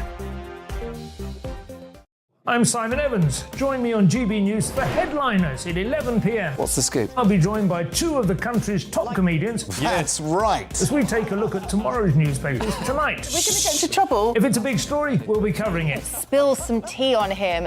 There we go. But we'll also have some fun. I wouldn't stick up a bank. My father didn't love me. So anyway. Headliners every night from 11 on GB News, the People's Channel, Britain's news channel. Join me, Nana Akue, Saturday and Sunday afternoons on GB News. Expect fiery debate and passionate discussion as me and my panel tackle some of the biggest topics hitting the headlines. It's a place for everyone's opinion. No one gets cancelled, but no one gets an easy ride. Oh, she's on it today! Be ready for conversations that are fierce, frank, and of course, fun. Every Saturday and Sunday afternoon from 4 p.m. on GB News, the People's Channel.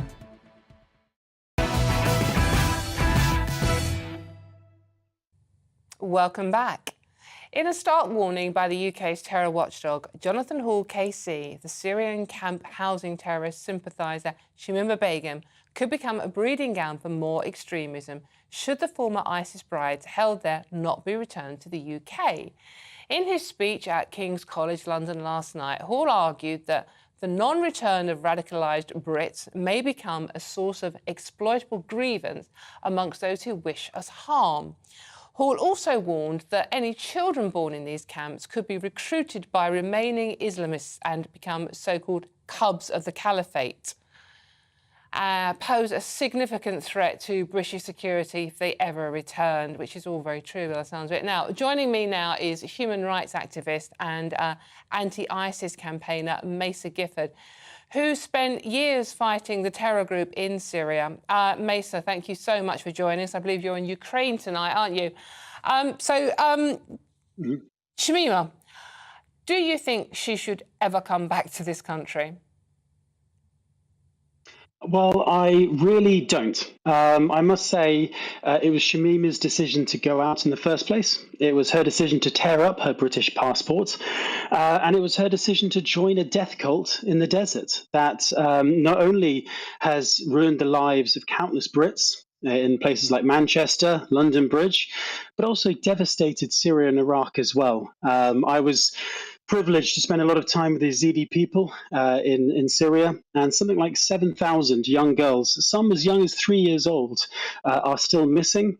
And the scars that this terror group has left on the region will take many generations to heal. So, I mean, it's very interesting you mentioned, I'm assuming you're talking about some of the Yazidi girls out there, Yazidi girls, who, I mean, as you point out, some of them are still missing. And we tend to forget about them. We talk a lot about Shamima and how she may have been groomed as an East London schoolgirl, 15 years old, etc., etc. But we do tend to forget that the likes of Shamima's husband, not saying him in particular, but that, you know, ISIS were literally raping 10-year-old Yazidi girls. And no one talks about that. But you were there, you actually witnessed this sort of thing going on. Can you just tell us a bit the real horrors of what went on and Shamima was party to? Well, ISIS committed genocide. The Yazidi people, they've suffered a number of genocides over the last sort of 500 years. And in particular, ISIS not only damaged and destroyed their community, but also ruined the lives of Christians, of Arab communities as well. Her husband is a terrorist. He's also in prison at the moment. He's a trained killer. And even the accusations leveled against Shamima by the Kurds contain things like the fact that she may have been part of the Hizbah, which is the female political police wing, I should say, of the ISIS state, which committed executions, beat people. There was even an accusation that she was seen sewing a suicide vest onto a suicide bomber in Syria. So MI5 have got it right as far as I'm concerned. They've literally called her a real and credible threat. So let's take their word for it.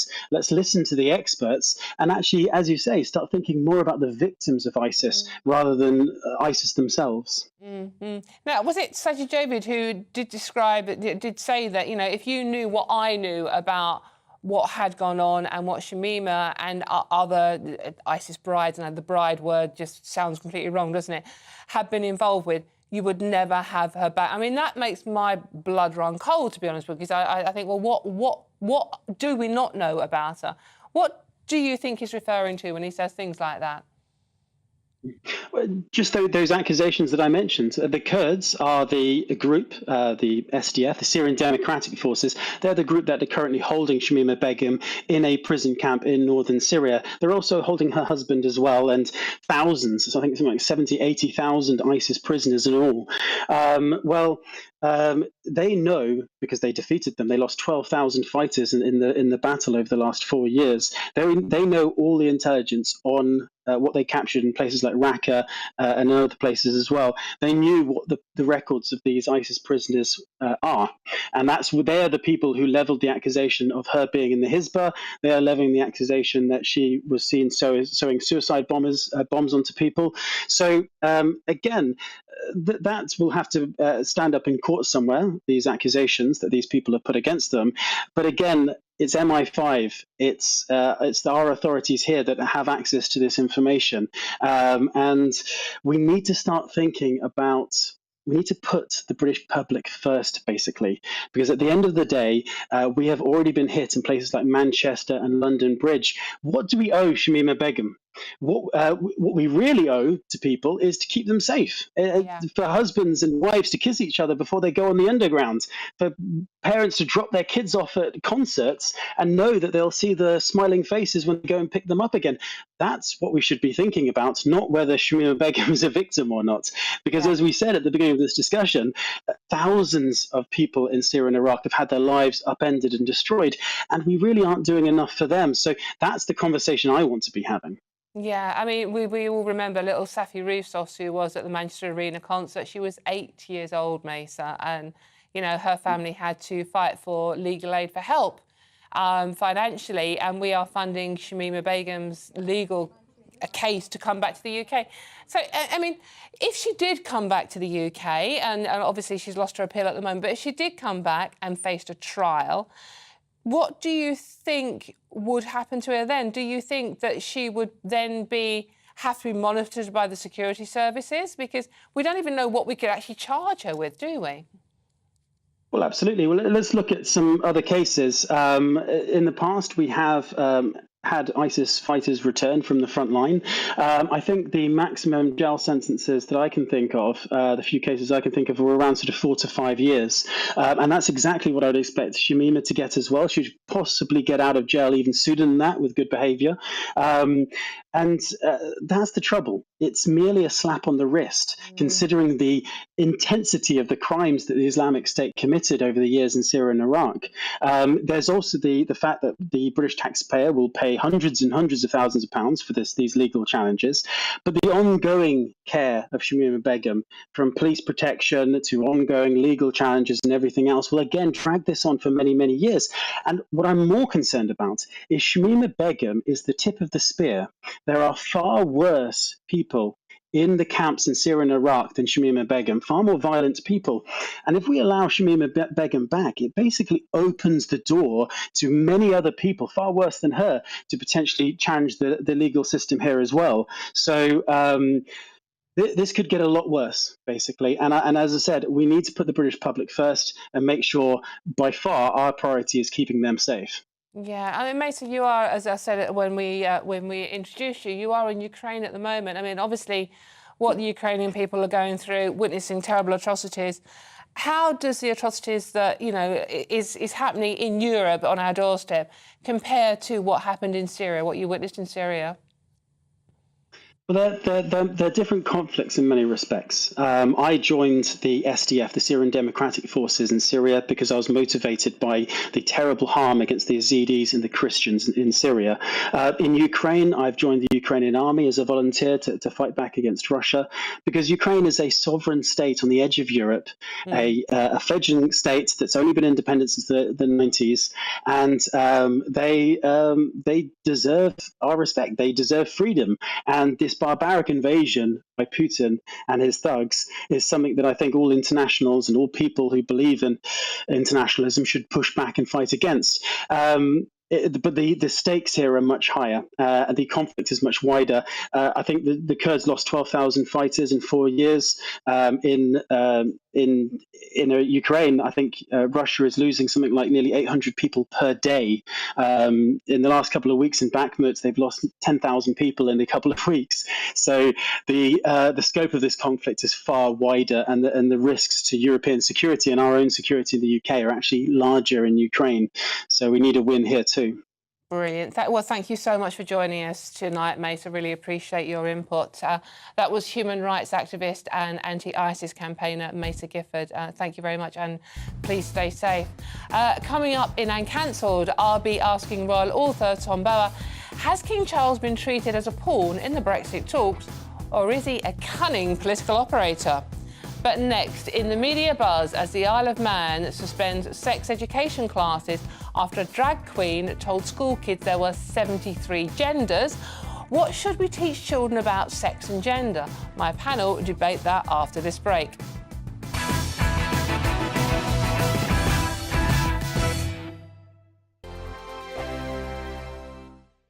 I joined GB News because I was sick and tired of not hearing my views being represented, not just mine, but so many people that I knew and spoke to. I just couldn't get my voice out there. I couldn't say anything. I couldn't do anything. Whatever the narrative was, I kind of had to follow it. GB News is there to provide a voice for those who have been ignored by the establishment media. We think different things, we've got a different style. GB News is here to be optimistic and positive about the future. It's real kind of dynamic and flowing, with the audience very much at the heart of it, like a big family. Here at GB News, we talk about the things that matter to you. Hearing the voices from right across our towns and cities, especially our towns. All sides of the argument represented with a heavy dose of opinion. We're on a mission here to make a difference. And the GB News family really is here for you, and whatever time of day you can watch or listen. Britain's watching. Britain's watching.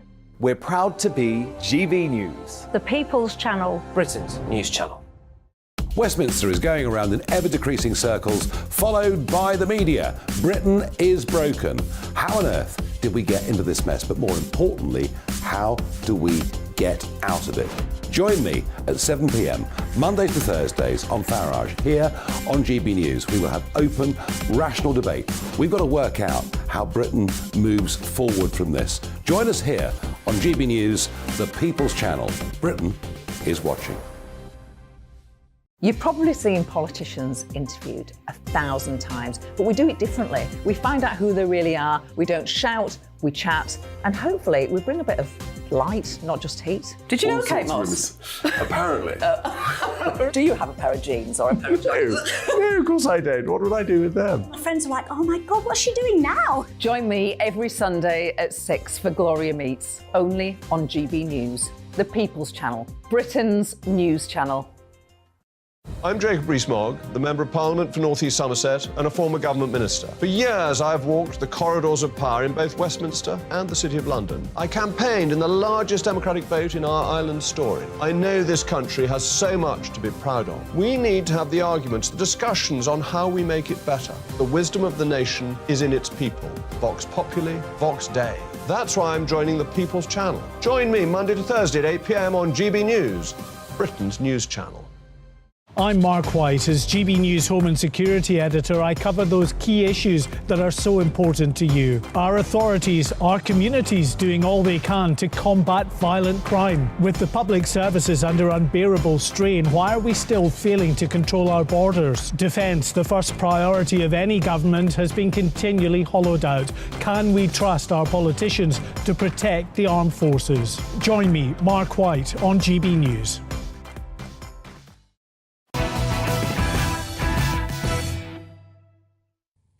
Welcome back. Let's return to tomorrow's News Tonight in a media buzz. More front pages have just been delivered. The Daily Star's headline is "Oi Mush, wanna buy a turnip?" as market traders report are being charged £2 for a single lettuce as Britain's salad shortage allegedly worsens. And it's me, I'm on there as well, see, in the corner, not the turnip, the one in the corner. The Daily Express leads with business chiefs hailing Rishi's Brexit deal, saying in a joint letter his triumph should, quote, not be underestimated. Daily Express do love them, don't they? And on the front page of The Independent, Sunak tells the DUP, take it or leave it, I won't change my Brexit deal. It's very tough. Meanwhile, the Daily Mail leads on the arrest of runaway aristocrat Constance Martin and her lover, who have been found after a long manhunt, crucially without their newborn baby. It's just such a sad story, isn't it?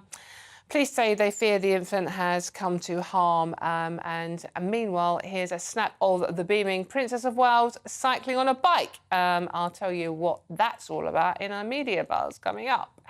Now, the Daily Mirror runs an exclusive on the medical miracle of a single dad who, after losing all 4 limbs in an accident 7 years ago, is finally able to hold his twin daughters again after a remarkable double hand transplant.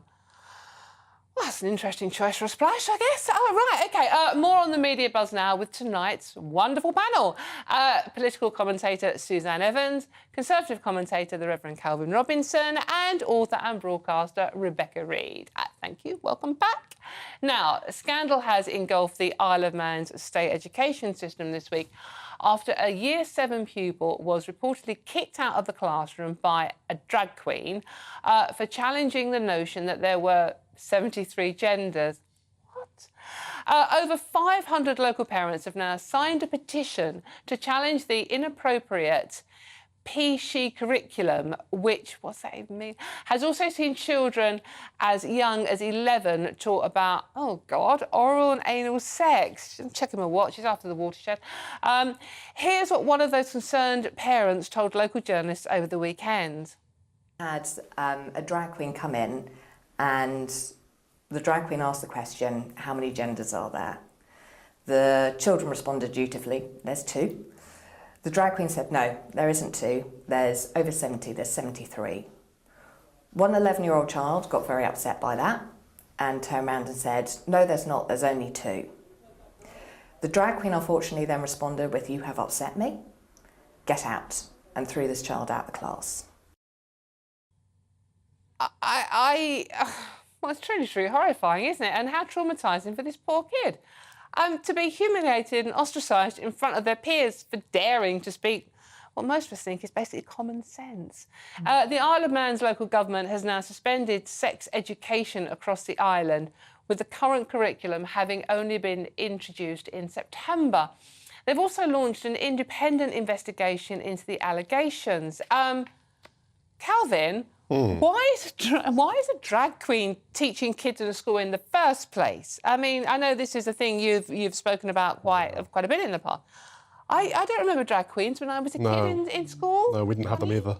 But I don't know why anyone's surprised about this, because this has been going on for so long now and no one's been doing anything about it. The fact that it's come down to an 11-year-old in year 7 to challenge it and call it out. Where are the adults? Where are the adults in the room? Where are the parents? Where are the teachers? Why? These kids are not only being taught sexually explicit content far too early, they're being taught lies. And the children know their lies. They said, no, there are 2 genders. They know the truth. Well, kids speak sense, and don't they? I mean, they're being sent out for that. But it's not too early, because by the time they're 11, statistically, almost a majority of children will have seen hardcore porn, which contains... That's not an argument to teach sex education earlier. It is, it's an argument. No, it's not actually, no. It is an argument to contextualise because it's a self-perpetuating cycle. The earlier you teach it, the worse the results. They've already seen it. Children in primary schools The answer to that is to stop letting children see pornography. I It's not to teach them sex education long earlier. term, but oral and anal sex are perfectly normal parts of a healthy sex life. There is no reason... That's incorrect. I'm sorry. That is morally repugnant. Absolutely, completely correct. That cannot be right. I'm a mother. I don't think there is any place for adult entertainment in the classroom. I think it's wrong. I think this is being portrayed as a little bit of fun, or potentially, as you say, Rebecca, that, the kids need to learn this stuff. Well, they don't. And I think there's a far more sinister agenda going on here, to be honest. What do you think the agenda is? Well, I think the agenda is, it's a very forceful LGBTQI plus agenda, and it's trying to sexualise children at a very early age. And what really annoys me about this, and I know I have gay friends who feel very strongly about this as well, is the gay community fought for decades to get away from that stigma that they were grooming children. And now here we are, the trans agenda has been brought into the LGB community, and here we are back to square one again. But drag and trans are different things. I think I'm probably the only parent here who's been to a drag story time, and I recently went to one. I thought of Calvin when I got there. I didn't actually realise I was going to drag story time. I thought I was just going to the library, and when I got there was a drag queen. That's the problem, isn't it? It's free childcare. It's everywhere. And it was fun. Oh, and it was gosh, just it's not free childcare. It's just it's like free going indoctrination to and a grooming. pantomime. So you took your little girl... Accidentally, but yes. I'm sorry, it is not like a pantomime. We do not talk it's a about man dressed oral and anal sex. To clarify, at the story time... At a pantomime. At the story time, there was no talk about anal sex. Well, there was at this particular the one I went to in the Isle of Man. Drag queens are adult entertainment. They're not the same as pantomime. People often make this conflation on purpose. Why is it it's a different? disingenuous argument. Why is it because different? Drag queens are sexualised. They're In a lot of and they're a pantomimes, caricature it's of highly women. sexualised. And it's an adult stripper entertainment. So I don't love drag myself. I find the appropriation of things that women are often punished for societally as a fun entertainment when men do it a bit irritating. However, I have actually been and sat through one, and there is nothing sexually inappropriate about it. It's a fully clothed adult. A lot of them are, and the videos are all out there on YouTube. The one that I went to protest the other day, we could see they're exposing their bulge to young children who are looking bewildered, and there's thrusting going on. There's a lot of sexually explicit content going on that children do not need to see. And this is the problem. Why are schools outsourcing this content? If the teachers aren't trained enough to teach it, why are they outsourcing it to strippers and drag queens? It should be parents that are teaching this content. It shouldn't be parents, because lots of parents are this is a parent's responsibility. No, it's a parent's responsibility to teach their child. No, they belong to the parents, not to the state. You can't say parents are too stupid to teach their own children. That is outrageous. Do you know how many people in the UK don't know how many holes a woman has in her vagina/vulva? The amount of misinformation around women's bodies is extraordinary. You can't become a parent without knowing how to have sex, Rebecca. That's fundamentally not true, and certainly you can without knowing how to have good sex, which is part of what sex education is not to teach children how to have good sex. It absolutely is. It's outrageous. Consensual, good, enjoyable sex. You have been indoctrinated and groomed. This is the problem. I have absolutely not. Why would you want people to be having bad sex? Let's Hello, I've been married for a very long time. I'm not responding to that one. In response to the petition, the head of Queen Elizabeth II High School, Charlotte Clark, said, I am happy to take part in the independent review which is being deployed by the Department of Education, Sport and Culture, and would encourage our community to avoid speculation at this time. Oops. Whilst a Department for Education spokesman added, Schools must make sure all content they use is factual and age appropriate, and engage with parents so they are aware what their children are being taught. Right, and finally, I like that bit, it sounds like proper telly, doesn't it? It looks like William and Kate have been practising their escape for when Harry and Meghan turn up to the King's coronation. The Princess of Wales run rings round her husband's teeth in a spin class race today during a visit to a leisure centre in Port Talbot. Now watch this as Kate wipes the floor with the future monarch. Okay, go as hard as you can. Can I make it harder? Take off. Let's cheer them on. Can you add resistance if you need to? Add resistance. Do whatever you need to do for 45 seconds. Right, you're 10 seconds in. Your wife's definitely going faster. She's faster. Fantastic. Guys, let's cheer them. 2, 1, and bring it down to the start.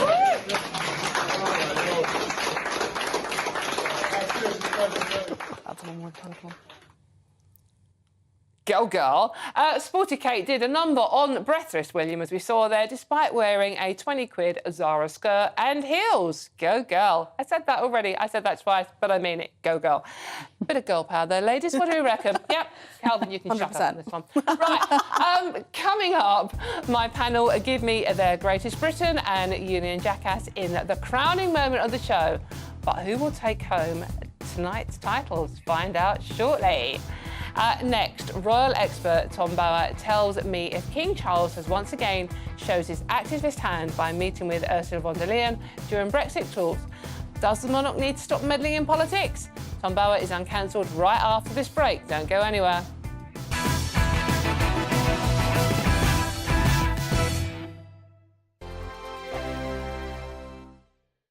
First and foremost, I am a GB News fan, and I was before I was working here. Just love the fact that we're asking the questions that a lot of establishment media won't ask. With a bit of a twist, we not only want to inform you, but we want to keep you entertained. It's worth the drive because you get in and the team's all ready and waiting, they're itching to go, and it's a proper little family. GB News is the People's Channel. It's the audience that makes the programme sing. We're giving our viewers and our listeners a voice. I see the thousands of your letters, tweets, emails, you name it, coming in. Britain is broken. How on earth did we get into this mess? But more importantly, how do we get out of it? The establishment had their chance. Now we're here to represent you. It's time for something different. It's time for GB News. I'm very patriotic. I believe in Britain. Our best days lie ahead. Britain's watching. Britain's watching. Join us here on GB News. The People's Channel. Britain's news channel. Monday to Thursday, 9 p.m. till 11 p.m. Join me, Dan Wootton. I'll bring you the sharpest takes and hottest debates. Do you not believe in prison? I don't believe in prisons. I'm completely stunned. I guarantee you there'll be no spin, no bias, no censorship. I actually was personally quite offended by it. And no reason to go to bed. So I guess they've always been quite woke. That's Dan Wootton tonight on TV, radio and online. Monday to Thursday from 9 p.m. till 11 p.m. on GB News. The People's Channel. Britain's news channel. I'm Simon Evans. Join me on GB News for Headliners at 11 p.m. What's the scoop? I'll be joined by two of the country's top comedians. That's right. As we take a look at tomorrow's newspapers tonight. We're going to get into trouble. If it's a big story, we'll be covering it. Spill some tea on him. There we go. But we'll also have some fun. I wouldn't stick up a bank.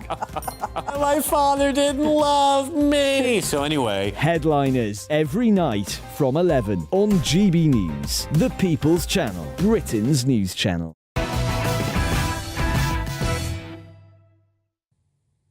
It's time for Uncancelled, where Britain's top commentators speak out on controversial issues without fear of the cancel culture sweeping the rest of the media. Details of Rishi Sunak's finalised Northern Ireland deal with the EU were announced yesterday. You might have missed it. It's not been mentioned much. But it wasn't just Rishi and his government involved in sealing the deal, was it? EU Chief Ursula von der Leyen marked the occasion by meeting King Charles for a nice cup of tea in Windsor yesterday afternoon.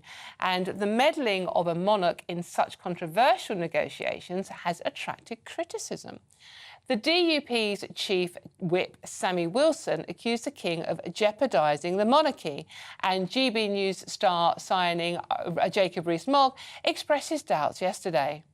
Well, I mean, I think the sovereign should only be involved when things have been completed and accepted. The King gives assent to Acts of Parliament when Parliament has agreed. He doesn't express his view on Acts of Parliament whilst they're going through the process. And I think the same applies, that His Majesty should not be involved until there is full support for this agreement.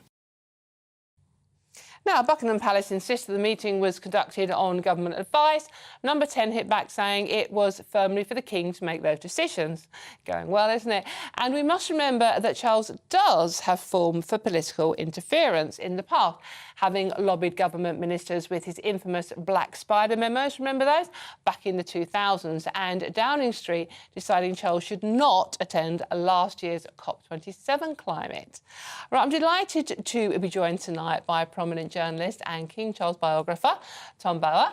Now, Tom, what do you make of this? Is this a sign of weakness from King Charles that, you know, Sunak forced him into it? Or is he playing a cunning game to be politically involved still? Well, I think it's both. But unfortunately, it confirms what I've always feared about King Charles, is that he'll court controversy. Charles wants to be in the middle of the picture. And I think that even if the government had asked him, and they certainly would have said, do you want to meet Ursula von der Leyen, he and his advisors should have said firmly no. But, of course, he wanted to do it. And that's the whole problem. That's why Downing Street can say it was the palace's idea and vice versa. Because they probably said, what do you think about it? And he said, yes, I want to. Because he wants to impose himself as a sort of a broker of this country's fate. And that, of course, is a huge danger of Charles's reign. He just is far too prejudiced, far too controversial, seeks far too much the limelight. So do you think that makes him a weak king? It makes him a king in danger. He's endangering the monarchy, and he's got enough problems with Andrew, Harry, and all the other things. Yeah. And so he doesn't do himself any favours, and that is really why, in the end, my book is called The Rebel King. He's always courted problems, and he dives in headfirst and doesn't realise the damage he causes. So do you think he will ever change his ways? I mean, it's very difficult for someone... I mean, how old is he now? 74? 75. No, he won't. No, that's the problem. It'll get worse. I think he just fears time is short, and he wants to make sure that he's got some position in history, and that is why he'll choose any opportunity to appear. So what do you think? I mean, I know you weren't there, obviously, but, you know, imagine you were a fly on the wall with the chat he had with Ursula yesterday. What do you think the conversation would have run like? Well, I think he would have been very political. It wouldn't have been about flowers and natural history. It would have been about the EU, about Britain's role in the EU, and what he might do to help bind Britain closer to the EU. And I think that is the danger, that he actually sees his role. Do you think that's what he wants? Do you think, I mean, if he had a choice, if he could, like, you know, be an old-fashioned king and say, right, I decree that we have to rejoin the EU, do you think that's what he'd do? I think he's not a natural Brexiteer, put it like that. And I think he's much more in favour of closer union with Europe. And he would have urged the EU president to follow that course, and that's the problem. Does he listen to anyone? Does he listen to his wife? I mean, is Camilla the sort of wife that would go, look, listen, love, that's a really bad idea? He listens to Camilla, but not about politics. That isn't her strong suit. Oh, right. But Charles's greatest problem is that whoever gives him advice which he doesn't like, he fires. He doesn't like taking advice from people who criticise him. That has been his great weakness throughout his life, that it's very dangerous. He always says, I never want to see that man or woman again, if they give advice and say, no, you can't do that. And that's led him into huge amounts of problems. Sounds very childish, doesn't he? He's petulant. He's a king. He wants to be the king. He doesn't want to be controlled. I guess he's in the ultimate job now, but yeah. On sufferance. Well, yes. Do you think he'd rather not be king? Oh, he wants to be king. Yeah. But he wants to rule. He really does want to be the king. He wants to be, yeah. Interesting. His mother wouldn't have done anything that No, he she wouldn't have. No. That's why she was so revered. Talking of revered, actually not at all revered, over in the States, you know where we're going with this one, the insufferable Sussexes will continue on their money-making media campaign this weekend as Harry hosts a live stream interview with supposed trauma expert Dr. Gabor Matai. Tickets for the event, which promises to discuss living with loss and the importance of personal healing, will cost £17. But the doctor providing his expertise has a pretty checkered past. Dr. Matai has been threatened with arrest by Canadian authorities for treating patients with the world's most psychedelic drug, ayahuasca, is it? I've obviously never tried it. Maybe I should. Ayahuasca. As well as being an outspoken supporter of decriminalising all drugs.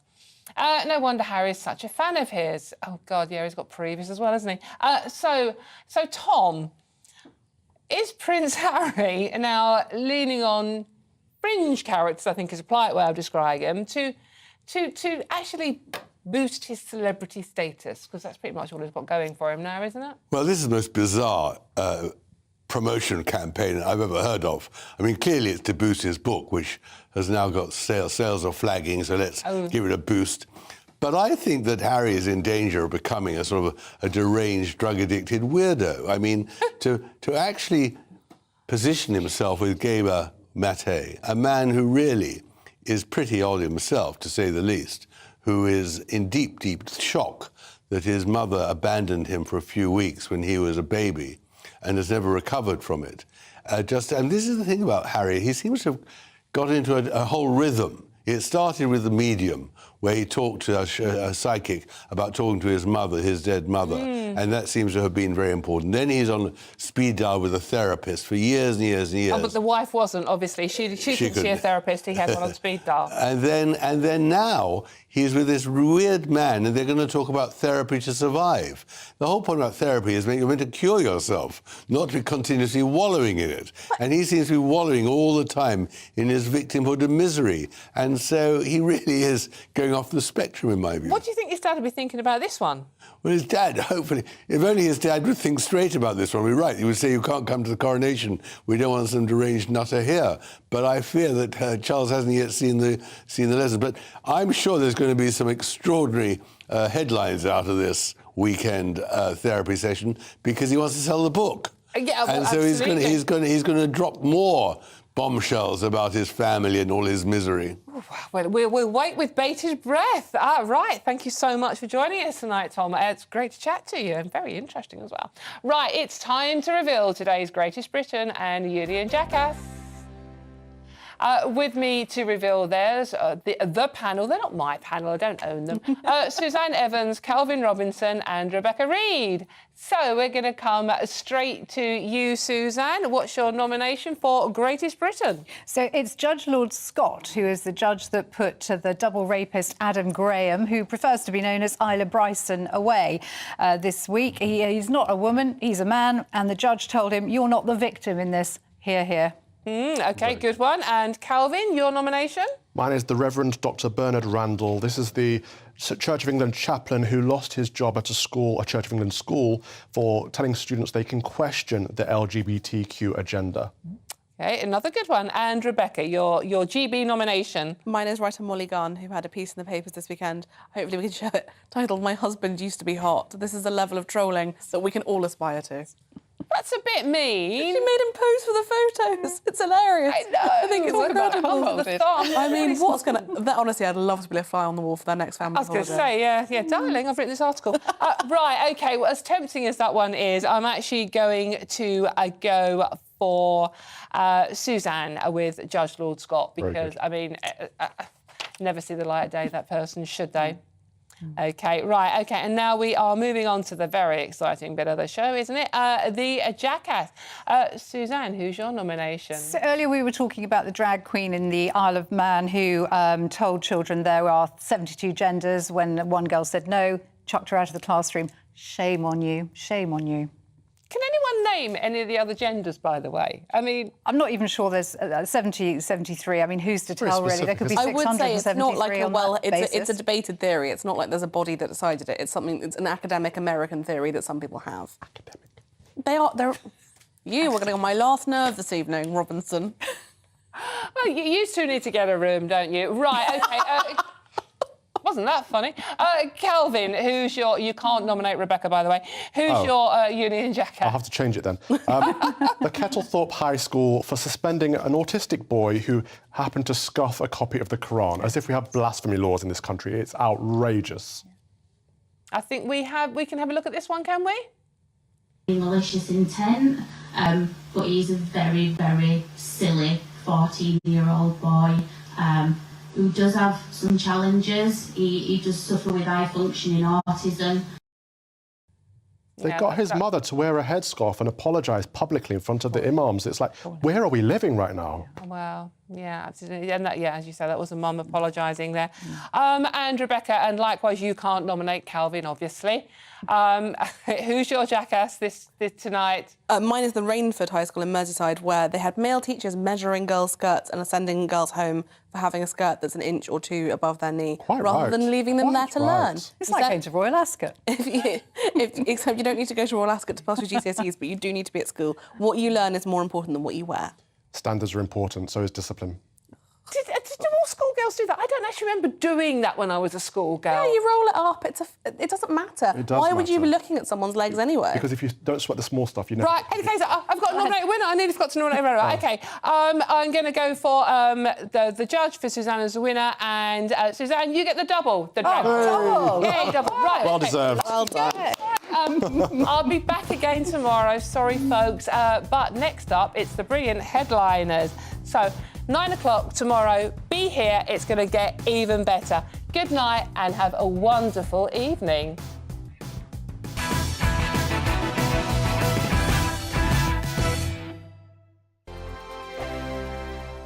First and foremost, I am a GB News fan, and I was before I was working here. Just love the fact that we're asking the questions that a lot of establishment media won't ask. With a bit of a twist, we not only want to inform you, but we want to keep you entertained. It's worth the drive because you get in and the team's all ready and waiting, they're itching to go, and it's a proper little family. GB News is the People's Channel. It's the audience that makes the programmes sing. We're giving our viewers and our listeners a voice. I see the thousands of your letters, tweets, emails, you name it, coming in. Britain is broken. How on earth did we get into this mess? But more importantly, how do we get out of it? The establishment had their chance. Now we're here to represent you. It's time for something different. It's time for GB News. I'm very patriotic. I believe in Britain. Our best days lie ahead. Britain's watching. Britain's watching. Join us here on GB News. The People's Channel. Britain's news channel. I'm Andrew Doyle. Join me at 7 o'clock every Sunday night for Free Speech Nation, the show where I tackle the week's biggest stories in politics and current affairs with the help of my 2 comedian panellists and a variety of special guests. Free Speech Nation, Sunday nights from 7 on GB News, the People's Channel, Britain's news channel. Here on GB News Live, we'll be keeping you in the picture, finding out what's happening across the country and finding out why it matters to you. We'll have the facts fast with our team of reporters and specialist correspondents. Wherever it's happening, we'll be there from 12 noon on TV, radio and online. GB News, the People's Channel, Britain's news channel. I'm Michael Portillo. Join me on GB News on a Sunday morning for topical discussion, debate, arts and culture, and sometimes even ethical dilemmas. I don't always agree with you, Michael. Michael Portillo, Sunday.